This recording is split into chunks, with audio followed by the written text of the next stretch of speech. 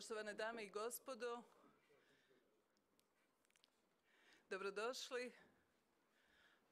Ja ću se obratiti zbog naših kolega i zbog toga što je Europska pučka stranka paradni jezik je na neki način i ovdje engleski, a za vas koji pričamo hrvatski imate prevoditelja, tako da imamo simultano prevođenje. Pa nemojte mi zamjeriti na početku za ovaj uvodni govor.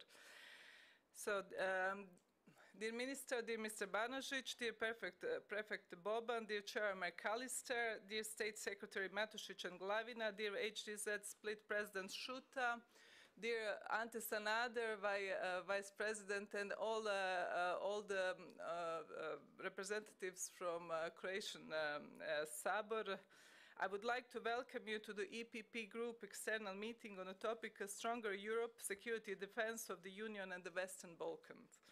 It is my great pleasure that this conference is organized in Split, the historical, cultural and administrative center of Dalmatia. The choice of Split as the venue for this EPP conference, located just 50 kilometers from the border with Bosnia and Herzegovina, is certainly not coincidence. Croatia shares the longest external border in Europe with the Western Balkans and its natural partner when discussing security and defense in the region. Today's event marks another installment in a series of conferences planned to be co-organized in various cities across Europe this year, following previous events already held in Tallinn, Helsinki and Sevilla. As the Vice President of the EPP Group in the European Parliament, it is my responsibility to coordinate our group stance with that of our EPP family in the Parliamentary Assembly of the OSCE, NATO and the Council of Europe. Our objective is to create a platform for the efficient exchange of information and coordination among our EPP delegations. We also aim to gain valuable insights from different perspectives from our colleagues from different member states on foreign, defense and security matters. I am glad to see today my colleagues from the European Parliament that can share their perception on this important topic. Therefore, I would like to extend a warm welcome to my colleagues Tom van der Kendelaren, Chair of the Delegation for Relations with NATO Parliamentary Assembly, Andrius Kobilius, Chair of the Delegation to the Euronest Parliamentary Assembly, who will participate in the first debate on a new era of European defense and security. I would like also to welcome our Chair of the Foreign Affairs Committee, David McAllister, who will lead the second debate on Western Balkan. My colleagues Zdravka Bušić and Sven Simon will also share their valuable insights during this debate.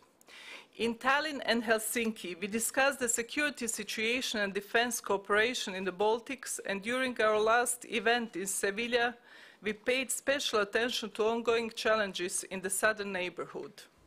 Today's discussion brings us to another region of vital interest to the European Union, the Western Balkans. This region, with its complicated history and strategic importance, holds a significant place in the broader discourse of European security and defense.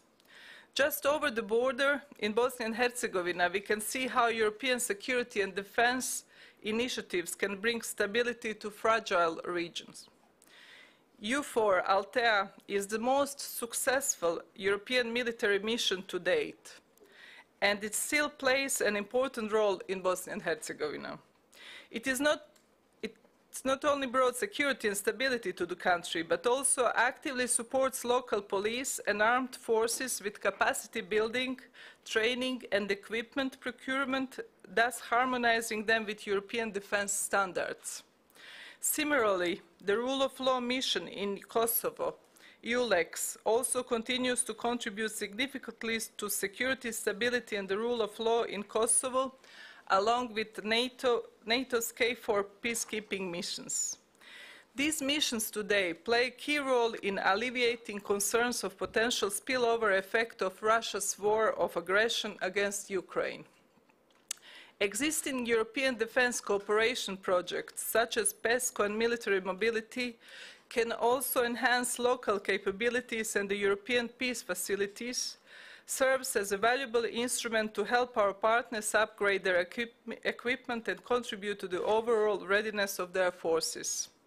Just recently, the European Peace Facility provided funding for demining equipment and special equipment upgrades for the armed forces of Bosnia and Herzegovina.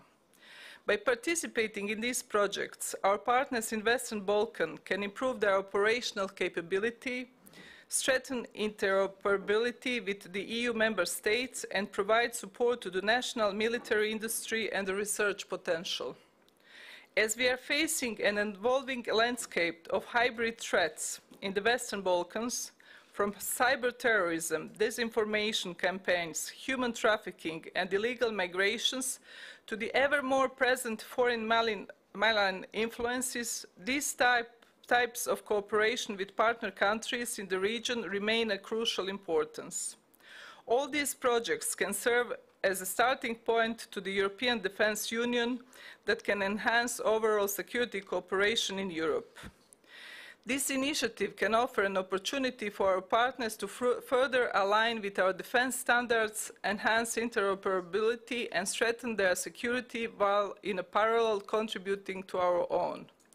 In today's second panel, my colleagues will explore in detail how this initiative can foster better security and defense cooperation, not only within the European Union, but also in our neighboring regions, such as the Western Balkans. The future of European Defence Union can be built on lessons learned from the actions and cooperation with our partners in the European neighbourhood, and especially in Western Balkans.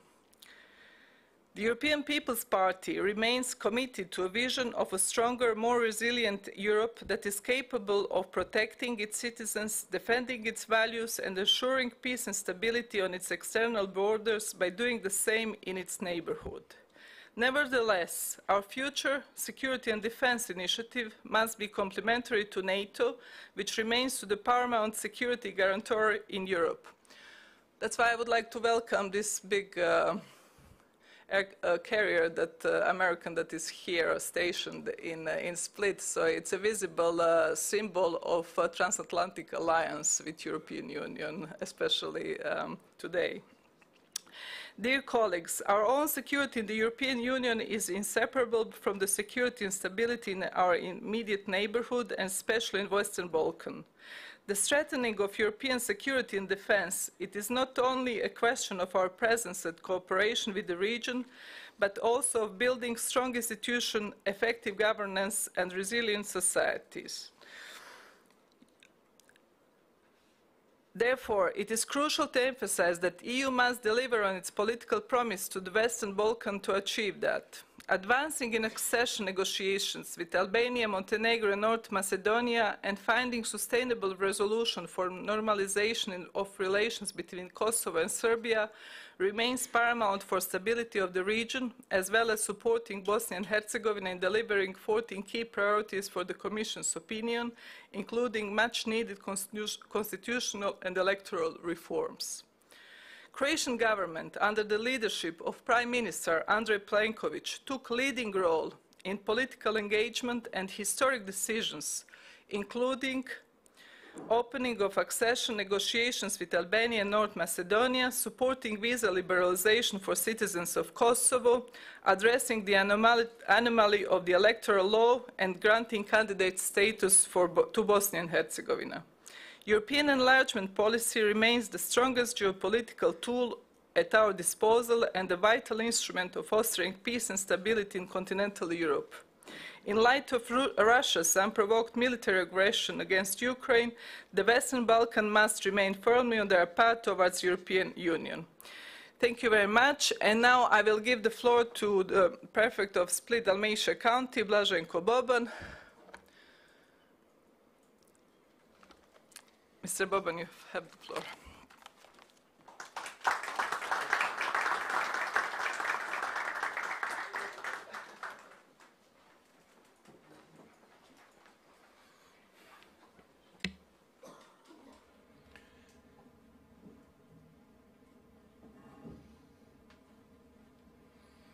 Poštovana I draga Željana, dear Željana, dear members of parliament from Croatia and abroad, I would like to greet you all, Mr. Minister, State Secretaries, Vice President of the Parliament, President of the party in Split, members of Parliament headed by Andro Krstulović-Opara. I would like to greet you all and welcome you to the greatest county, and I won't be modest by saying the most beautiful county in not just in Croatia but whole planet.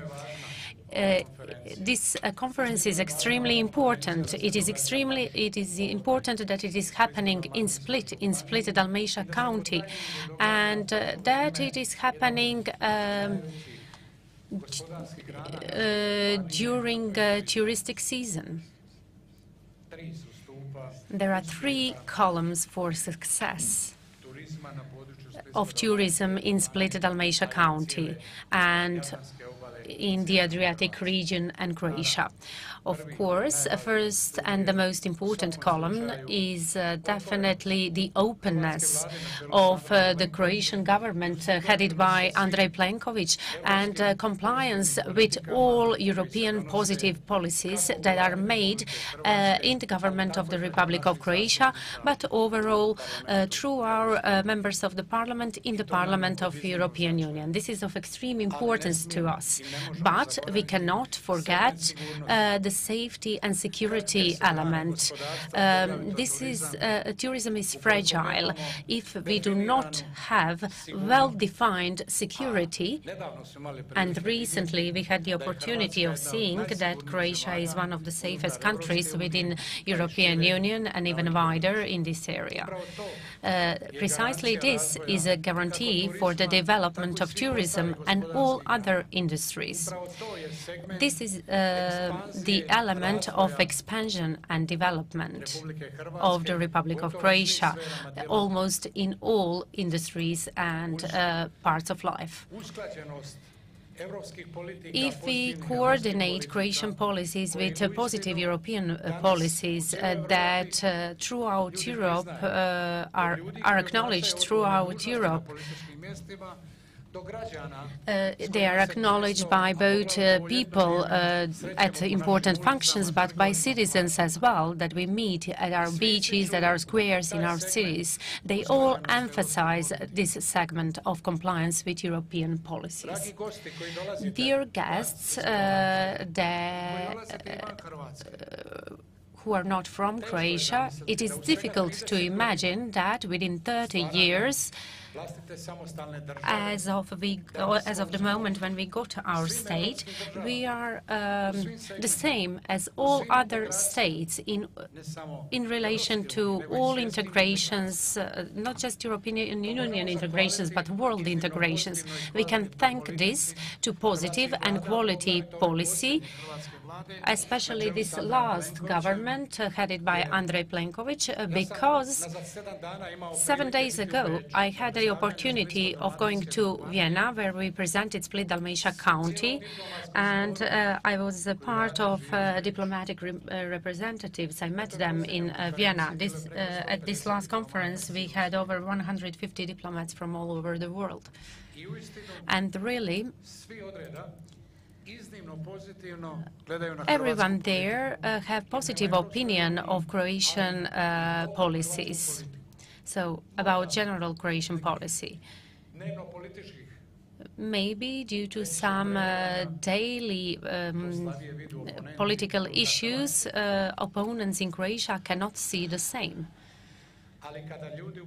But when people in Vienna, in Austria, or anywhere in Europe say that,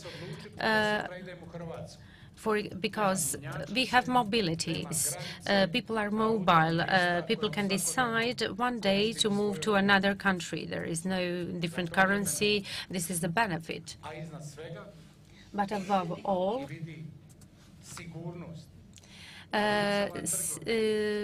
people are mobile because they can see a country is safe.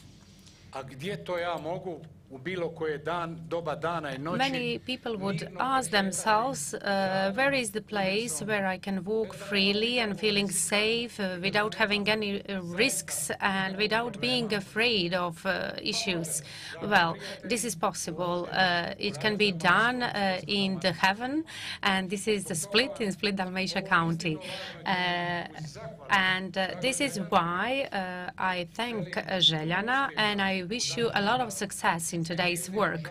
I'm extremely sorry not to be able to take part in your work because thanks to European policies, through 45 minutes, all our islands or local communities in the Split Dalmatia County are going to sign agreements from regarding European Union funds,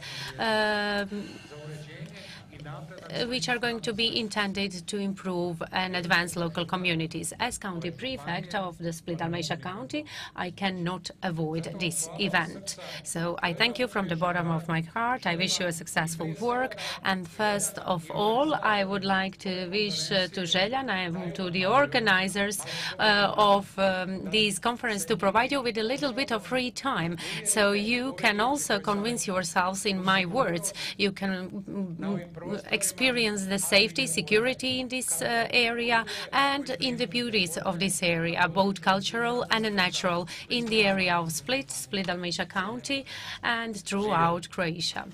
Thank you. Zahvaljujem. Sada bi zamolila gospodina Antu Sanadera da se obrati u ime Ante Sanader to address the gathering.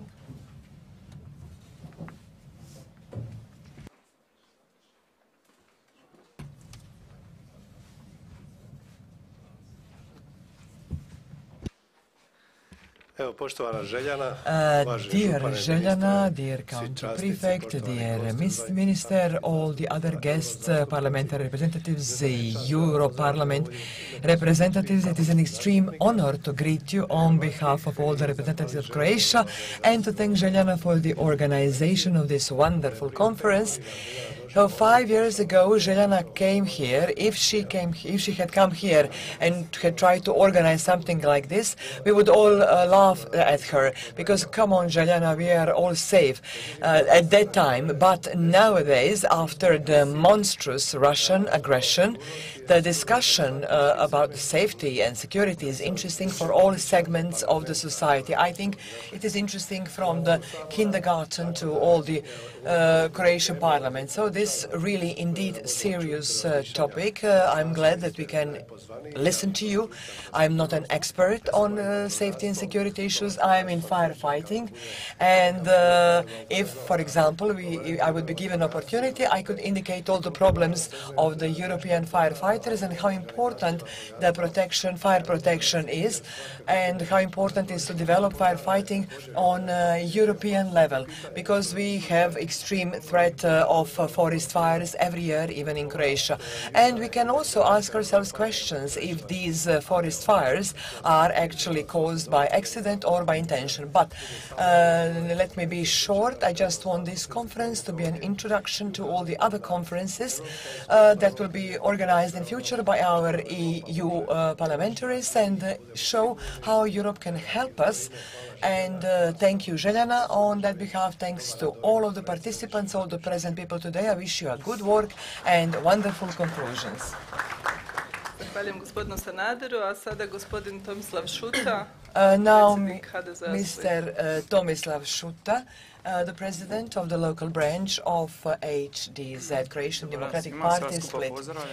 Good day to all of you. I greet you on my personal behalf and on behalf of the Croatian Democratic Party of the city of Split. I would like to thank in the beginning to our Željane Zovko for organizing such an important event in the city of Split. It is of extreme importance.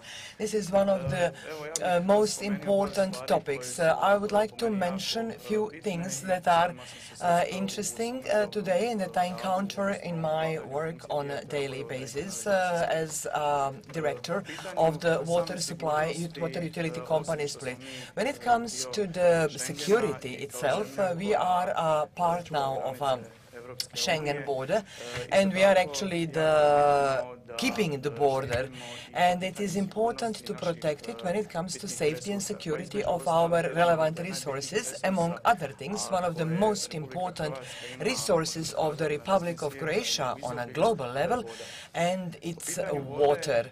When it comes to water, we did a number of things in order to prevent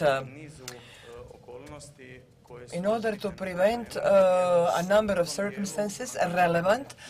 So we engaged a number of experts, among other things. One of the experts is currently today with us, all for the purposes of prevention, because we know what the water means. Also, what is extremely important when it comes to cyber security, as a communal utility company, we were the first company that actually received a tender and completed a cyber security project, which is of extreme importance for our system and maintenance of that system.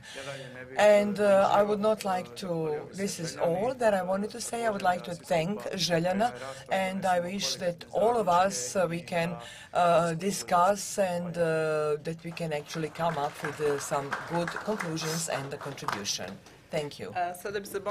And now I would like to ask Mr. Frano Matošić, who is here on behalf of the Ministry of Foreign and European Affairs, and he will address us as a State Secretary.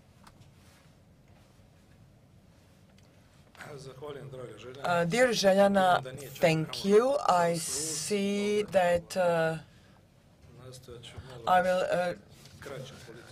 I will try to make a short political introduction, talk about how we see the West Balkan countries that are on their way to European Union, each one of those countries. So, dear European Parliament representatives, dear Minister, my colleague State Secretary, it is with great honor that I address you on behalf of the Ministry of Foreign Affairs and Foreign and European Affairs, and let me just go straight directly. This is the progress of the West Balkan countries and the position of the West Balkan countries in a situation that is quite challenging for the entire European continent. After brutal Russian aggression in Ukraine, all the relations changed drastically. We again have a war going on European continent, which actually puts into jeopardy Europe and all the countries. The consequences of such a war are energy crisis, food supply crisis, and basically the international order is in question, the rule of law, and some multilateral settings, global settings, defense of the borders, of the acknowledged borders. In this case, I mean Ukraine. But even before that, we were witnesses that some international treaties were violated, and we are, I think now on the intervention of the Russian intervention in Georgia, and we see what takes place in Moldavia. So these are the challenges that we encounter every day. We need partnership with partners who are of a pure pro-European orientation in order to continue the reform in all the other countries of the West Balkan, and for all those West Balkan countries to be aligned with the policies of European Union, and that we can all reach our final objective. This is integration of the West Balkan countries into European Union. But first of all, thanks to all the, of course, reforms that are actually necessary so that these countries can get closer to the standards and become fully fledged European members. So I'm just going to say a few words that I think are the most important, and they relate to each individual country. We mentioned Serbia already and Kosovo. So as soon as possible, we need to implement the treaty reached and not to constantly actually basically play with the ball, sending it from one country to another. Kind of like we expect that Serbia and Kosovo will stop creating further tensions that jeopardize the safety and security of the entire Western Balkan. and we expect that all the paragraphs of the Serbian and Kosovo Treaty would be complied with. I mean, it is not a signed treaty, it is orally agreed treaty. It was agreed that they will, that are going to reduce the tensions. We support fully liberalization. In the case of Kosovo, we think that this would strengthen their position and kind of like focus them more on reforms that they need to achieve, and that, of course, they can fulfill, Kosovo can fulfill their part of the treaty. When it comes to Serbia, you see that the situation is very complex. There are protests and demonstrations in all big cities all over Serbia. The situation is not as we would wish it to be. What is currently expected out of Serbia is to align with the joint foreign policy of European Union. Or this is the, we can also add that Serbia is obliged to implement sanctions against Russia, and this is something that we expect to happen regardless of their internal circumstances. We do believe that this step will be undertaken. This would mean a huge step forward. When it comes to other relations, we are currently worried by the fact that some Russian stations, media outlets actually opened their branch office in Serbia, which is not a very good sign. So we do expect, I'm now thinking, meaning Russia today. So when it comes to the freedom of media, we really do want to hope that the media outlets that actually disinform wide public should be banned from Serbia by actually these media outlets try to defend the Putin's position, which naturally is not going to contribute to the further perspective of Serbia on its path towards European Union. The situation in Bosnia and Herzegovina has considerably changed for the better after the government was formed following the elections in October last year, and we can commend, of course, all the political leaders and their efforts, because they actually were really focused on their European path. But I think there are still a lot of political challenges, tasks ahead, because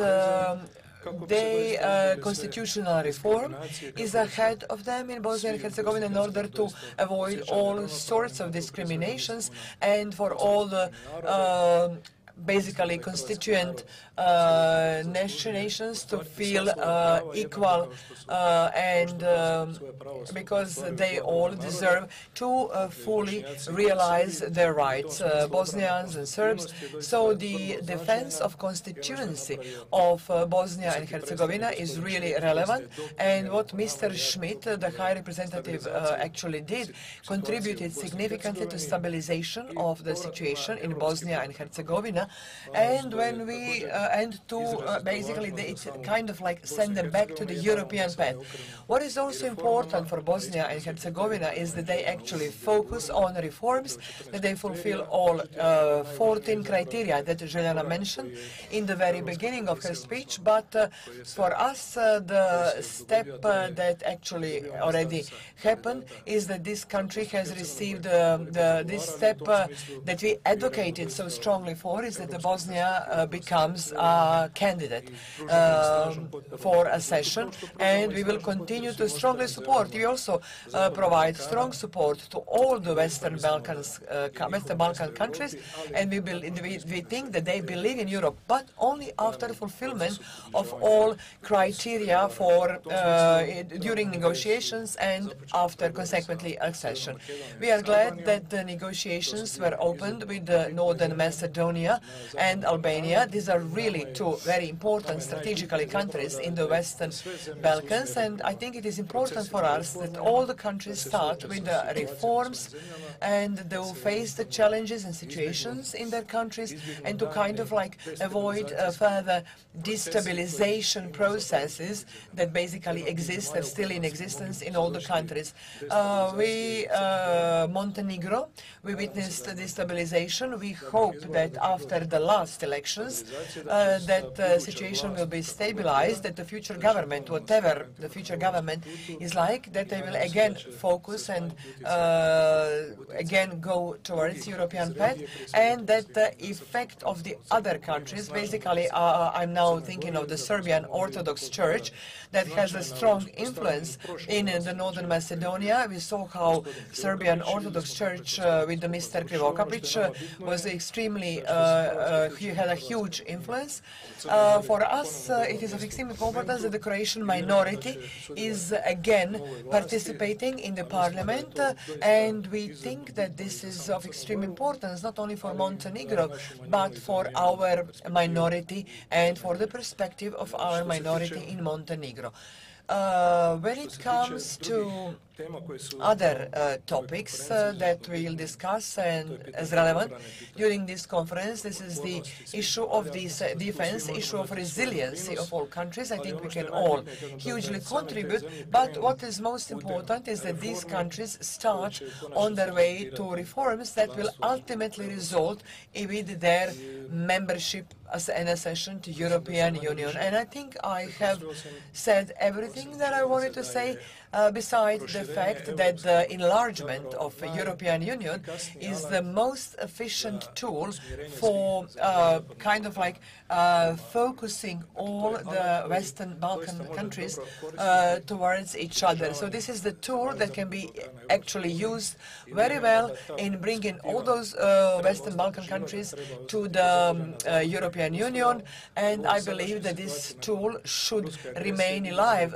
especially after the situation with the Russian aggression. We see that the focus is again on the enlargement, not only of the European Union, but in the focus of the Western Balkans, because all these countries are basically surrounded by the European Union member states, so it is only natural that they become a part of our community. But for that to happen, they need to comply with all the requirements and all the criteria, and Croatia has a huge experience in this, and we can hugely contribute to them, to help them on their path to Europe. But of course, it is up to all those countries to choose their way, to choose their own path and their own destiny, to do whatever is required of them. This is all that I wanted to say. Thank you for the invitation to participate, and I'm very glad that I was given the opportunity to participate, because this conference is of huge importance for EPP and for us in Croatian democratic community. I do believe that this conference will be heard of, and I wish you a great success, and thank you very much. Zahvaljujem. A sada Thank you. ono što je rekao gospodin And now, as Mr. Ante Sanader said, 5 years ago, it would be unimaginable to talk about security in Split, and we can see that we have tourism, everything is nice. But how much security aspect is important for tourism, we will hear something about that topic by Mr. Tonči Glavina, State Secretary at Ministry of Tourism. Good morning, everyone. Since I'm here on behalf of tourism, I'm going to continue my brief address in English to make it a little bit easier for all our friends and guests that are here. Dear members of EU Parliament, dear Vice President of Croatian Parliament and members of Croatian Parliament, dear Minister of Defense, dear County Prefect, all our friends from European People's Party and from HDZ, I want to welcome you all to Split, to Croatia, and extend my warmest regards on behalf of Ministry of Tourism and Sport. Dear Željana, thank you very much for this invite today and for everything that you're doing and for the opportunity for me to address on behalf of Ministry of Tourism and Sport, since I'm sure most of our friends here are very much aware of tourism is extremely important part of national economy, and not only that, it is basically has been always a way of life for us, as we have a long existing tradition of doing tourism. And when it comes down to topic at hand here today, it is very important to highlight that one of the most important segments of security and safety in general is actually economy. And usually, sometimes that gets left behind a little bit. And so when it comes down to economy and successful economy for us, for Croatia, that means having a successful and productive tourism season. As you all are aware of, tourism is about 20% of our national GDP, and we rely heavily on tourism, not just for the revenues that we get directly from tourism and from tourism-related sectors and activities, but because we actually use tourism to develop all our economy sectors, to develop all our jobs and value-added activities. Croatia is one very specific country when it comes down to the European Union. It's very specific when it comes down on the world level, because we're a country for only about 4 million people, and during one calendar year we have more than 20 million people that come visit us. So basically this means, from economy standpoint, that we extend our national market for goods and services by 5 times during one calendar year. So this is very important. This is why tourism is important to us, not just because of all the guests that arrive, but everything that we develop through tourism. And luckily, and thanks to the hard work of many, I guess you could say even generations, but of course hard work of our leadership, Croatia is perceived to be a very safe tourism destination, a very safe country overall. We do our standard measurement and we test every year, and we inquire and do surveys of our guests, and security and safety of the country is actually one of the most important reasons and one of the main motives of arriving to Croatia. This is very important to us as destinations who tend to have this type of reputations, are destinations who are the most resilient at any given time. And this has actually proven to be very important to us during the last several years, during the COVID outbreak and global pandemia, when actually you had a situation where tourism came to complete stop. But even though that was happening all around us, that was happening in the heart of Europe, of course, and the rest of the world, we still managed to welcome guests through all the years of the COVID outbreak and global pandemia, when even the worst year, the year 2020, we managed to host about 50% of tourism guests that we did from previous years, and opposed to many other countries, which unfortunately wasn't the case. But tourism is extremely, as you could say, or maybe general thought for tourism is that it's very gentle, I guess you could say, economic brand activity, because it's really affected by the global changes. And this has been, of course, the case, but the global pandemic has also proven tourism to be very resilient, because if you have a really global health scare and a threat to human life, then you don't think that people will still consider to travel, but they do, which proves to be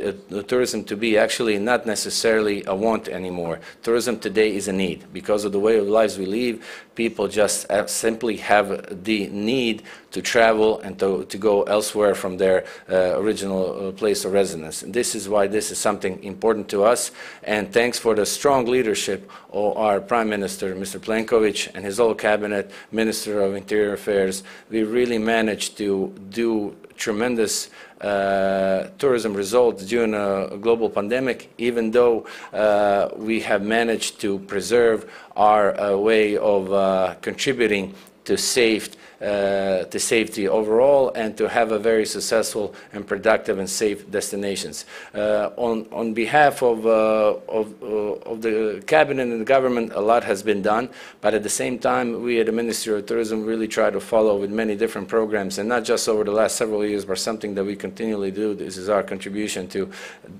creating that brand of a safe tourism destination. So we participate in different kind of programs, from financing our mountain rescue service programs with Ministry of Interior Affairs, in which we do safe tourism destination. Basically, we bring I think this year we're going to have more than 20 countries represented, policemen from other countries who guests are here, and they're visible. They walk around our destinations with the Croatian police, and this is something that also really gives a strong feeling and benefit to the people to see members of their own police department here at the destination, and many other programs that relate to safety, to medical teams, and so on and so forth. And of course, during COVID, we have focused and developed a program that was called Stay Safe in Croatia, in which we highlighted, in which we brought together all the stakeholders in tourism, and they really sent a strong message from the place of arrival, from airports or railway stations or bus stations to hotels to other places, that we really followed our suit to maintain the brand of the safe tourism destination.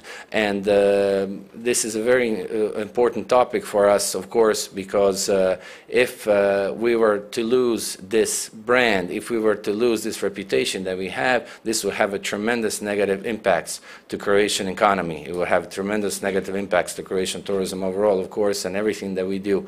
And as I mentioned earlier, it is very important for us through tourism to develop all our sectors. So I would like to thank you all for being here. I would like to thank Željana once again for actually organizing this conference in beautiful Split in heart of Dalmatia, as this is definitely, I guess I could say, I can be a little bit humble since this is my hometown as well. Definitely one of the most beautiful places in the world, and I hope that you actually get to see that and enjoy that over the next couple of days here. Tourism is our way of life, and what we're known for is really to extend the warm and deepest regards to all our friends to arrive here. So please have a good time.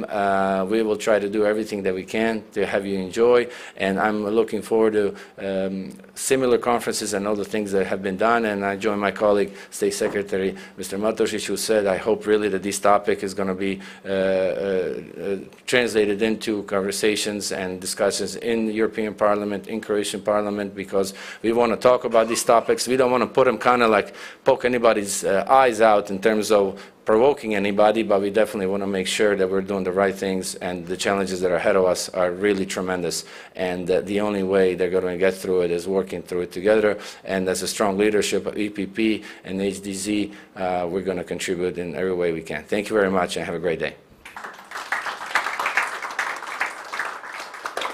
Zahvaljujem glavnom tajniku gospodinu Thank you to the State Secretary, Mr. Glavina, for his speech. And now, for the end, we have the Minister of Defense of the Republic of Croatia, Mr.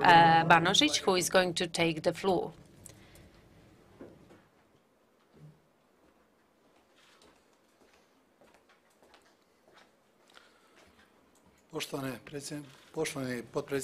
Dear Vice President of Croatian Parliament, dear President of the, I apologize, dear President for EPP, dear members of the Parliament, representatives of Croatia at the Parliament, representatives of Croatian Parliament, State Secretary, County Prefect, he left us, dear ladies and gentlemen, I'm especially honored to be here in Split today at this important conference, and that I'm going to contribute to the exchange of opinions at the topic of security and defense of the Union and the Western Balkans.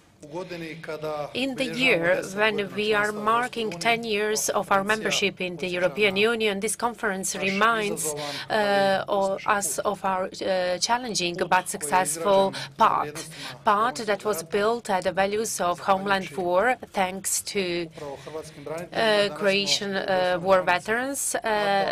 This is why today we are a worthy member of the European Union. The role of European Union in this process was of extreme importance for all fields of our society, including the safety and security and defense policy. The Republic of Croatia recognized the values of being a part of European Union. In accordance with our experience, we are advocating integrations for Western Balkan countries pursuant to their success and validity. We need a safe neighborhood for all our citizens. This is our main idea. This is why we support this process. A year ago, when Russian aggression led Europe to war, basically, we became aware of the fact that we avoided for numerous years. And this is that Europe is safe and that there won't be any wars in Europe. By saying this, the importance of sharing values and joint understanding of risks and threats have never been in focus as they are now. Dear colleagues, the history taught us that peace cannot be taken for granted. As much as we are connected, and if we cooperate, we can turn this into reality. We become stronger. This situation that we are in today proved this to be right. Russia, together with its aggression, tried to change international order that is based on rules. They tried to make it an order based on pressure. And this is why this is not just an aggression against Ukraine. This is a war against freedom, against our joint safety and security, against our beliefs. And Russia keeps on testing our dedication, our community, and our resources. In NATO and the European Union, we recognized and we have all these strategic documents. We proved that we are ready to make decisions to defend our values, regardless of the challenges.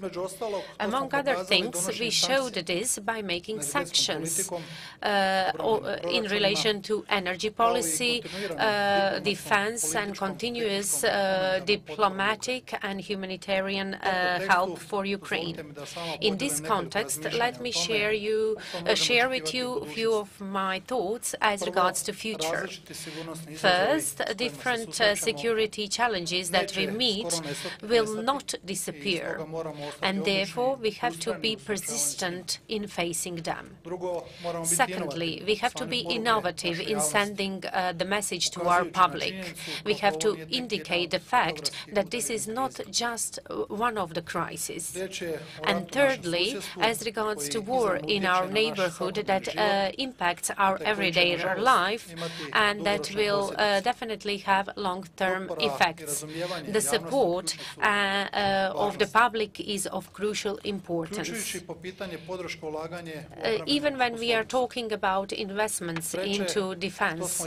Thirdly, as we are more connected in defending our values, we are going to be more successful. From Croatian point of view, this means Europe as a strong, with whom we have strong alliance. Fourth, we can't forget that war often happens below radar as a hybrid war. Russia has never hesitated to use these means in order to draw our attention and to put some obstacles. Although current focus is on the situation in Ukraine, we just can't lose sight of our partners among the Western Balkan countries. So we just can't, this situation can't stop us prevent us from discussions with the countries of Western Balkans, because European integration is the strongest link between these countries. And this area will continue to be a weak spot of the European Union because where some other forces actually could just jump in with their agenda. This is why the NATO presence in the region is of crucial importance if we wish to achieve long-term and sustainable solutions. I'm glad that the work on the strategic compass of European Union actually started with the Croatian presidency of the European Union, and this document also provides political guidelines of how to increase capability and willingness to act. This document also strengthens our resilience and actually asks us to invest more in our defense capabilities. And it, of course, needs to be pointed out that the budget of the European Union, for defense of the Croatia is the highest so far, and we actually intend to continue with this trend. First of all, I'm talking here about the projects that not only need to keep the fitness and capability of the Croatian army, but we also need to develop all three sectors together with our allies, with our partners, NATO member states and EU member states, not with the objective of future wars, but with the objective of prevention of future wars, with the objective of partnership that will send a strong message to all. In our conversations, bilateral and that we have as regular meetings at the level of the Council of Ministers, very clearly the weaknesses, the faults of a system that has been created for years are identified. Only when you compare the number of systems that you have in all the European member countries that are quite different, the challenges for the defense industry, the challenges that actually occur only in Croatia, we can mention or we can define, for example, the military, the service term, basically actually the issue of whether the military service term is necessary or it should be on a voluntary basis. So we had some not so strong investments in the army for the last 20 years, but we can see that this is actually reflected in the weaknesses. When I was appointed minister, I remember one of the talks, one of our allies very clearly asked about EDF for the first time, because we had for the first time the European fund that can be used for investments in defense. So this might be the response to a kind of like a joint European army. First of all, we mean the same or at least approximately same or similar systems, the same ammunition that will be used, or approximately the doctrines, the military doctrines that will be used if we are talking about a joint army, because all the variation that we have in a military sense, it could be considered a weakness. So what we have together as like a unified procurement tenders, joint decision that we decided to increase our defense budget, is basically kind of like a strengthening of the safety and security of European Union. And in this context, Croatia, with our allies and partners, we started with the implementation of the most important projects. Procurement of Rafale airplanes is only one of the projects by which we intend to strengthen the Croatian military aviation, army aviation. And we also have our American allies and partners. Today they are again in our port with the plane carrier in Split. They will stay with us for a few days. This also sends a clear message, but basically we have the biggest donation so far. We talk about 141 million of US dollars that we actually received from them this year to procure Black Hawk helicopters. Then after the drone fell on the 10th of March 2022, it raised the awareness in Croatia about the situation that we are in and that the war is not something that is far away from us. Anti-air defense is a kind of like a thing that we have wanted for years. But this government, headed by Prime Minister Plenković, basically sends a clear message that Croatian skies have to be safe. In a very short time, we actually procured the Mistral 3 anti-air defense system. We are currently working on the modernization of the radar system. First of all, the task will be early detection and communication with the anti-air strike defense, and I expect that by the end of this year this modernization will be completed. We will actually procure this highly desired system that will be compatible with the combat planes. Also, we have our land troops. At this moment we see the biggest challenges in Ukraine with regard to tanks. The Leopard 2, that was kind of like a symbol and one of the best tanks, it had its challenges due to the industry and due to the way the industry is organized. Of course, the industry decided to preserve and to develop further its know-how. But when you come to the systems that are currently really strongly needed, that the production has to be 30 to 40 times faster and more extensive in order to fulfill the needs of the Ukrainian defense. So you can see that we can all basically have to get included in order to improve the defenses. Then we have some other systems, including defense systems of all the countries, guns, protective equipment, and of course the systems. We are talking about the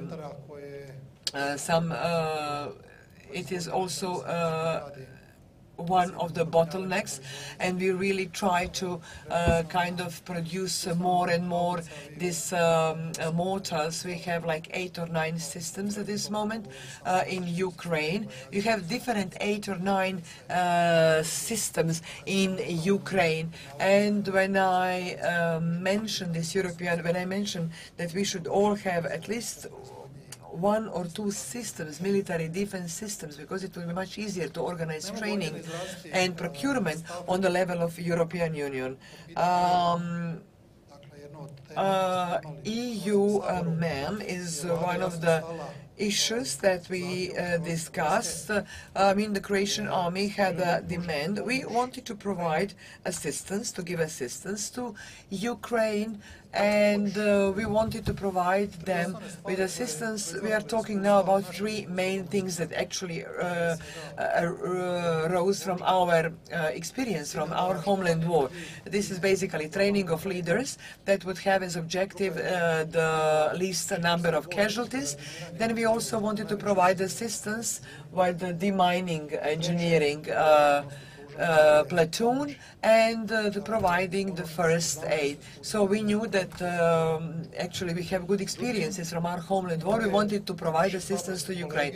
But many of our colleagues in the Croatian parliament, because of the political pressure, basically they shied away from responsibility that they actually have as Croatian parliamentary representatives, and they actually did not just show up at the parliament when we had to vote this assistance, and we need to send a clear message that Ukraine needs help. Ukraine needs to be helped. But we also need to develop the strategic compass identifies the importance of strengthening relevance in the Western Balkans, because we need to develop complementary partnerships based on joint values and interests. The Republic of Croatia appreciates the contribution of the Western Balkans countries to their joint defense policies, and we actively support all initiatives that would increase the defense capabilities. Also, in the same line, in order to provide efficient support to partners in the European Union, we need to basically continue with the development of prosperity in the region. The Republic of Croatia, as member of European Union and of NATO alliance, will be a devoted partner, and I wish you a pleasant and meaningful discussion during the conference. Thank you for the invitation to speak here, and to all our high state officials. I entrust all us with the task to continue with the discussions on a bilateral level with all our colleagues that contribute to the development and contribute to the support in their Euro-Atlantic path of all the other countries. And I'm convinced that in one of the future conferences we will discuss very concrete steps about how can we contribute, and I wish to Croatian army and to all the other army systems, I wish more stronger modernization, but with the objective of the ultimate safety and security of all the citizens, and of removing all the threats to European Union. Thank you, Mr. Minister. Shortly, I would like to send our Minister. Then we will start with the first panel, with a more lively dynamic. We have our parliamentary representatives, and I would like to ask them to join the discussion on the first panel.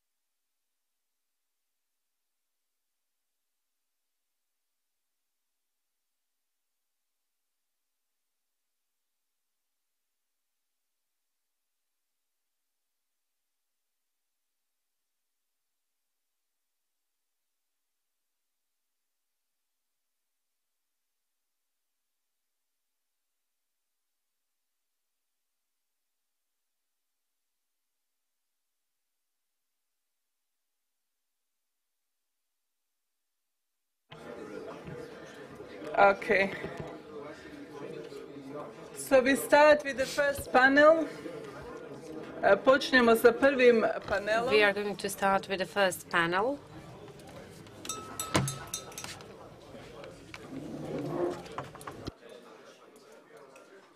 Okay. Počnemo sa prvim panelom. We are going to start the first panel, a new era for European defense and security.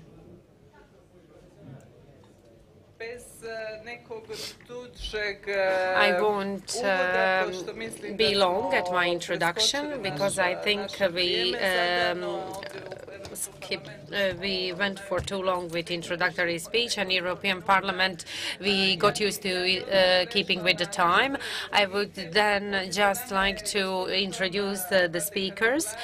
With us we have Mr. Tom van den Candelare. He is a member of Parliament. He is the chair of European Parliament delegation for relations with the NATO Parliamentary Assembly. We have with us also Professor Gordan Akrap from the University of Zagreb. He works at the Department of Information Sciences. Then Mr. Andrius Kubilius, a member of the Parliament and former Prime Minister of Lithuania, and nowadays he's the head of the Lithuanian delegation in European Parliament. He's also the chair of delegation of the Euronest Parliamentary Assembly. With us, we also have Mr. Bogdan Klic. He's the chairman of the Foreign and European Affairs Committee in the Polish Senate. He's a former Minister of Defense in Poland. Ask you to keep your contributions between 5 to 10 minutes, and I will start with my colleague Tom van den Candelaren. Tom, the floor is yours. Thank you, dear Vice President, dear Željana, for this invitation and for this excellent meeting occasion. I will be making my introductory remarks around 4 points. First point on decision-making, second point on the time frame we're in, third point on defense industry, and fourth point, obviously, on the transatlantic partnership. It would be a mistake not to speak about NATO while being here. So first point on decision-making. If we talk today about a new era for European security and defense, then I think we should also be talking about the future of Europe, and talking about the future of Europe starts by looking at the way in which we find a good balance between, on the one hand, geopolitically imperative enlargement, which we need, and on the other hand, operationally imperative further integration of the Union. And so finding that balance, I think, will be essential for the future, for a successful security and defense policy also. And obviously, when we say future integration, we say treaty change, because this is what politicians like to say right away. And indeed, that it could be a key option to safeguard this balance. But treaty change, apart from uncertainties about how feasible politically this is, it is and remains a very risky business, because once treaties are open for changes, we don't know what we can obtain and what we cannot obtain. Lately, I spoke to high-level decision-makers with an expertise when it comes to putting into practice the Union's legal framework as created by the TU and the TFEU. And one of the conclusions of this exchange was that when it comes to strengthening our common and foreign and security policy and defense policy, in fact, the existing EU treaties would offer an adequate legal framework, even if the Union was enlarged with a series of candidate countries like Ukraine, Moldova, Western Balkan countries, be it on two basic conditions.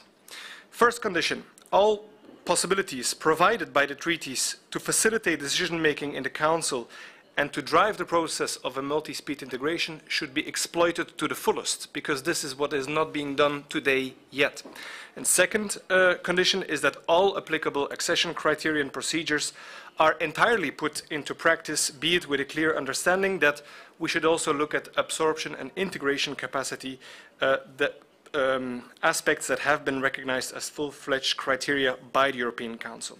So if you look at CFSP and CSDP, my conclusion for this first point would be that on the decision-making process, I think we should first of all concentrate here and now on optimally activating all relevant passerelles. And on the enlargement process, we should, I think, show that there is a clear, credible, but at the same time, conditional commitment to promote effective accession in the foreseeable future. Second remark on the time frame we are in. I think it's pretty clear that our weaknesses and vulnerabilities relating to security and defense have become very worrying and very tangible, but at the same time, they have become a priority among EU priorities, and that is a positive thing that I keep in mind about it. This means that if we are really serious about it being a priority among EU priorities, we have to make sure that in all relevant policy areas, security and defense is reflected to the fullest, and that in fact the concepts are integrated, let's say, in different policy areas. Think about research and defense, think about industrial policy, think about internal market, and so on and so forth. And here, in fact, the strategic compass is an important milestone on our road to a so-needed European Defence Union, and I can only call again for the full and timely implementation of this strategic compass, because we have agreed upon it unanimously, but now it is time, obviously, to implement it. The agenda, if we look at what is coming up now in the next weeks and months, the EU heads of state and government will meet in October on the EU's next strategic agenda 2024-2029, and there they will adopt this new strategic agenda. I think it should contain political and budgetary commitments that really give credibility to what we mean by a European Defence Union. And as a convinced advocate of much stronger and more independent European defence, I think we as an EPP family should seize the multiple opportunities that are offered by the time frame we are in today to really upgrade European defence. And I would like to shortly repeat a number of concrete actions which I think we should put in our electoral manifesto. It is about, for example, developing the rapid deployment capacity beyond the dimensions that are foreseen in the strategic compass, 25,000 or even more, why not, permanently and immediately available troops. It is about strengthening the industrial base of security and defense. I'll be talking about it in a minute, but it is about how we should be designing the weapons of the future in the sense that the next era, let's say, of weapons.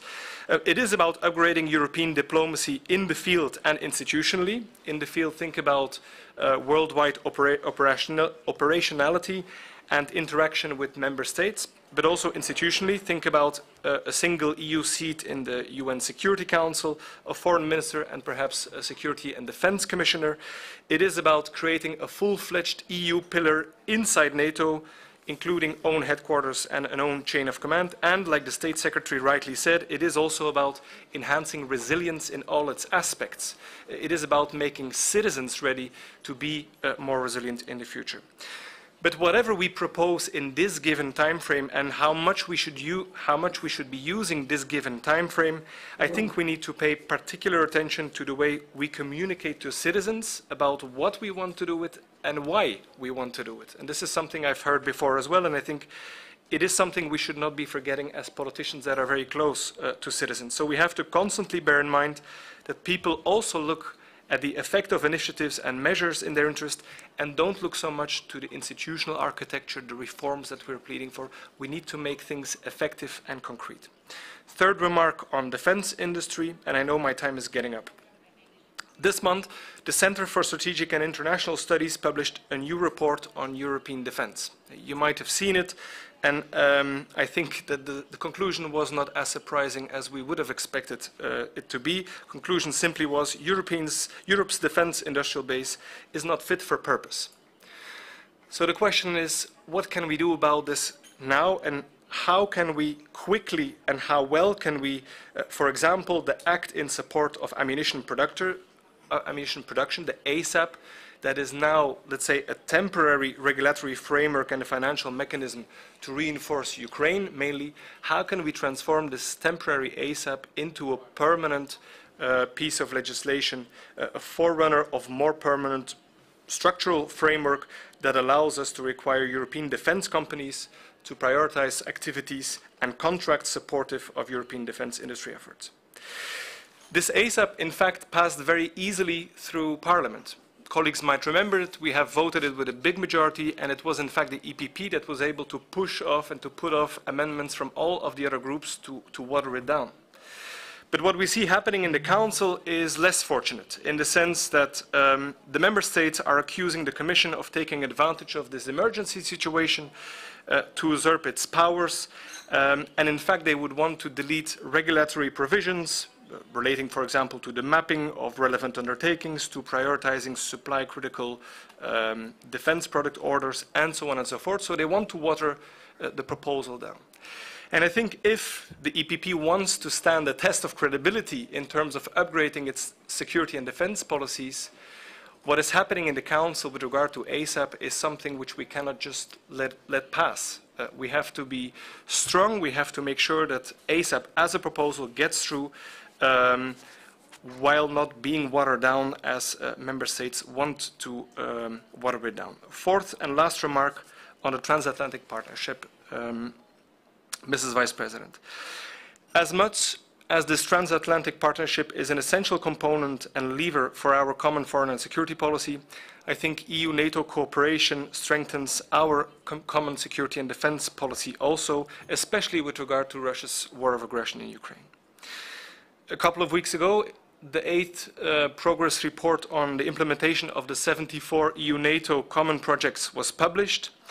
And I think this publication of this report was again a useful repetition of all the crucial points that we've been seeing over the years. Reinforcement of political dialogues, regular political consultations, taking a look at the consistencies between, on the one hand, strategic compass, and on the other hand, the strategic concept, and a call for creating synergies and so on. While I agree that these highlights and the progress that are confirmed by the report are positive, I think I want to express the regret that the announced new roadmap encompassing the full spectrum of EU-NATO cooperation is still being blocked from the NATO side. This document aims to review and update and streamline all common cooperation projects, but indeed, on the NATO side, they're holding back on its approval. So the EPP here too should endorse the call to finalize it by the end of the year and subsequently insist on its full implementation as well. And there is one more remark I would want to make on EU-NATO cooperation in terms of its relevance. I think strengthening resilience is an absolute priority.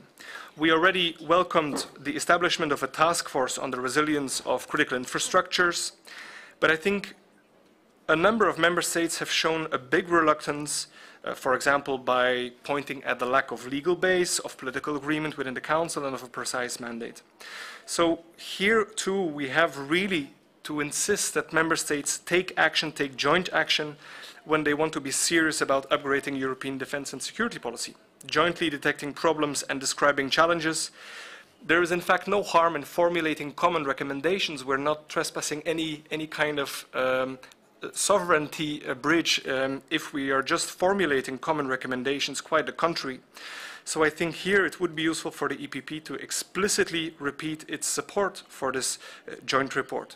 A first report of the task force would be presented by the member states in the beginning of next month. I think this might be again a good opportunity for our political family to express its support for EU-NATO cooperation and ever closer EU-NATO cooperation in the future. Thank you.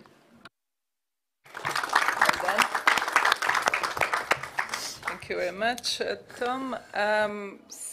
Sada prelazimo na gospodina... We move to Mr. Assistant Professor Gordan Akrap, who will give us his vision of this situation from a scientific point of view. I hope so.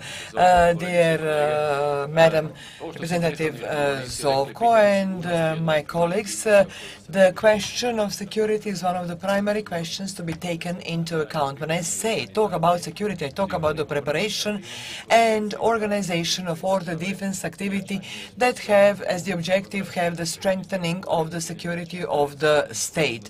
And we need to, of course, create resilience. I don't know the good translation, but I'm going to use resilience even in Croatian. So the European Union faced a very challenging reality in the last few years, although we have been warning that this should be a primary issue of primary concern. But currently this really rude, crude reality is basically became our focus. When we talk about security, I think about the security of processes, events, area, and humans, of course. course, our democracy that is very fragile and vulnerable, and protection of society we need also to take into account when we plan future events. So in this context, we need to take account of the special analysis of all the events that the threat analysts actually defined as the high impact probability. So the events and the risks that are very rare, but they have a high negative impact, they need to be taken into account, because especially in the Republic of Croatia, we had two such events. We had pandemic and we had earthquake, and also we had a kind of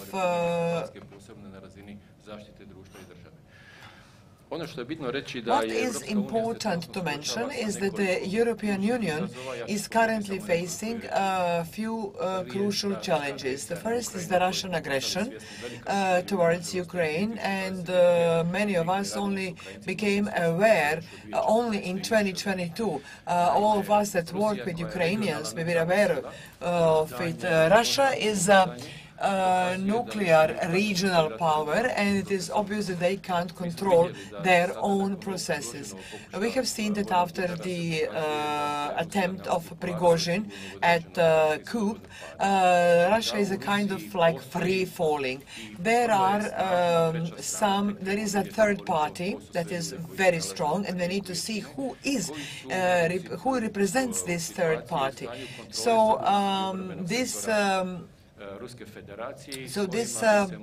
who is this third party that we have to take into account as one of the factors for stability within the context of dealing with all the solutions in Europe?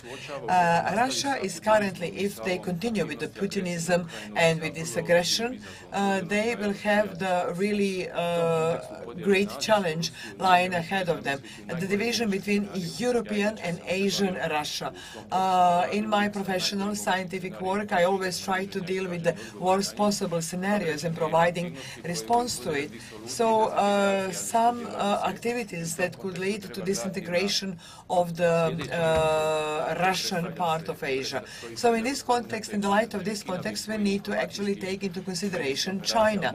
By their informational and media operation, China could actually kind of like encourage this dissolution of the Asian part of Russia, because this is strategically very important, as oil reserves are in the Asian part, and we need to monitor closely what China actually does. We can't be surprised by China, by their kind and lovely and nice politics, because it is obvious that China has been trying to act in a disintegrating way towards the European Union. They try to just ignore the discussion with the community. The discussion with the Brussels as the capital of Europe, so the China actually tries to have conversation tete-a-tete on an individual level. So China learns from other countries' mistakes. So this is we need to identify this as lessons, identify and lesson learned process. China, by analyzing the Russian aggression of Ukraine, China figured out that nobody can't win a war by itself, no country. So this is why China actually currently now conducts a number of activities, and basically they try to win over European Union to their side. China is going to use our democratic establishment, our weaknesses, our rights and freedoms to try to dominate our information area, and we need to work on all the activities we need to try to protect our information systems. The next challenge lying ahead of European Union is the European Union itself. What my colleague mentioned, and I'm going to come to it, is we are defending, we are protecting our territorial integrity. We have some capabilities, abilities as the European Union as part of transatlantic collaboration.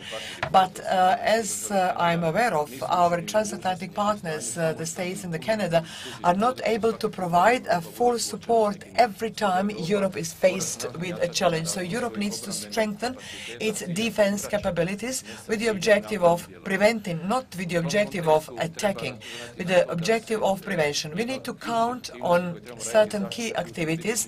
Why is is this infrastructure, as we have heard. We need to work on infrastructure, and we can't do that without the strong integration of private sector, because we have a huge infrastructure is in the hands of the private sector, and the state should encourage investment in crucial infrastructure and a way to exempt them from certain tax contributions, and this should be considered as a tax exemption for the defense purposes.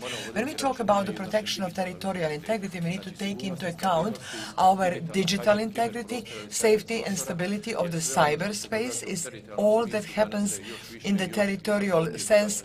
These are really big challenges. This is a digital threat. In this context, we need to strengthen what we call in Croatia the concept of homeland security, and the Germans basically called it the concept of integrated security.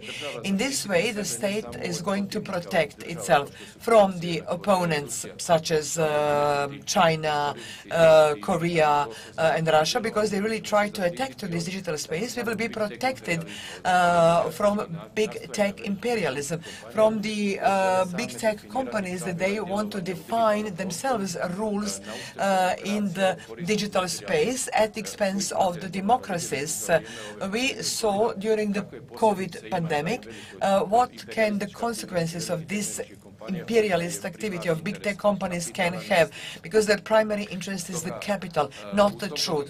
Hence, in this context, we come to the other activities. This is the protection of information and the protection of our system, the protection of our decision adoption processes, the decision of the decision adoption processes. It happens on two levels. We act on information, on ICT contact. When you disintegrate information, when you impair the integrity of the information, so that and the targeted audience will adopt wrong decisions, will come to wrong decisions.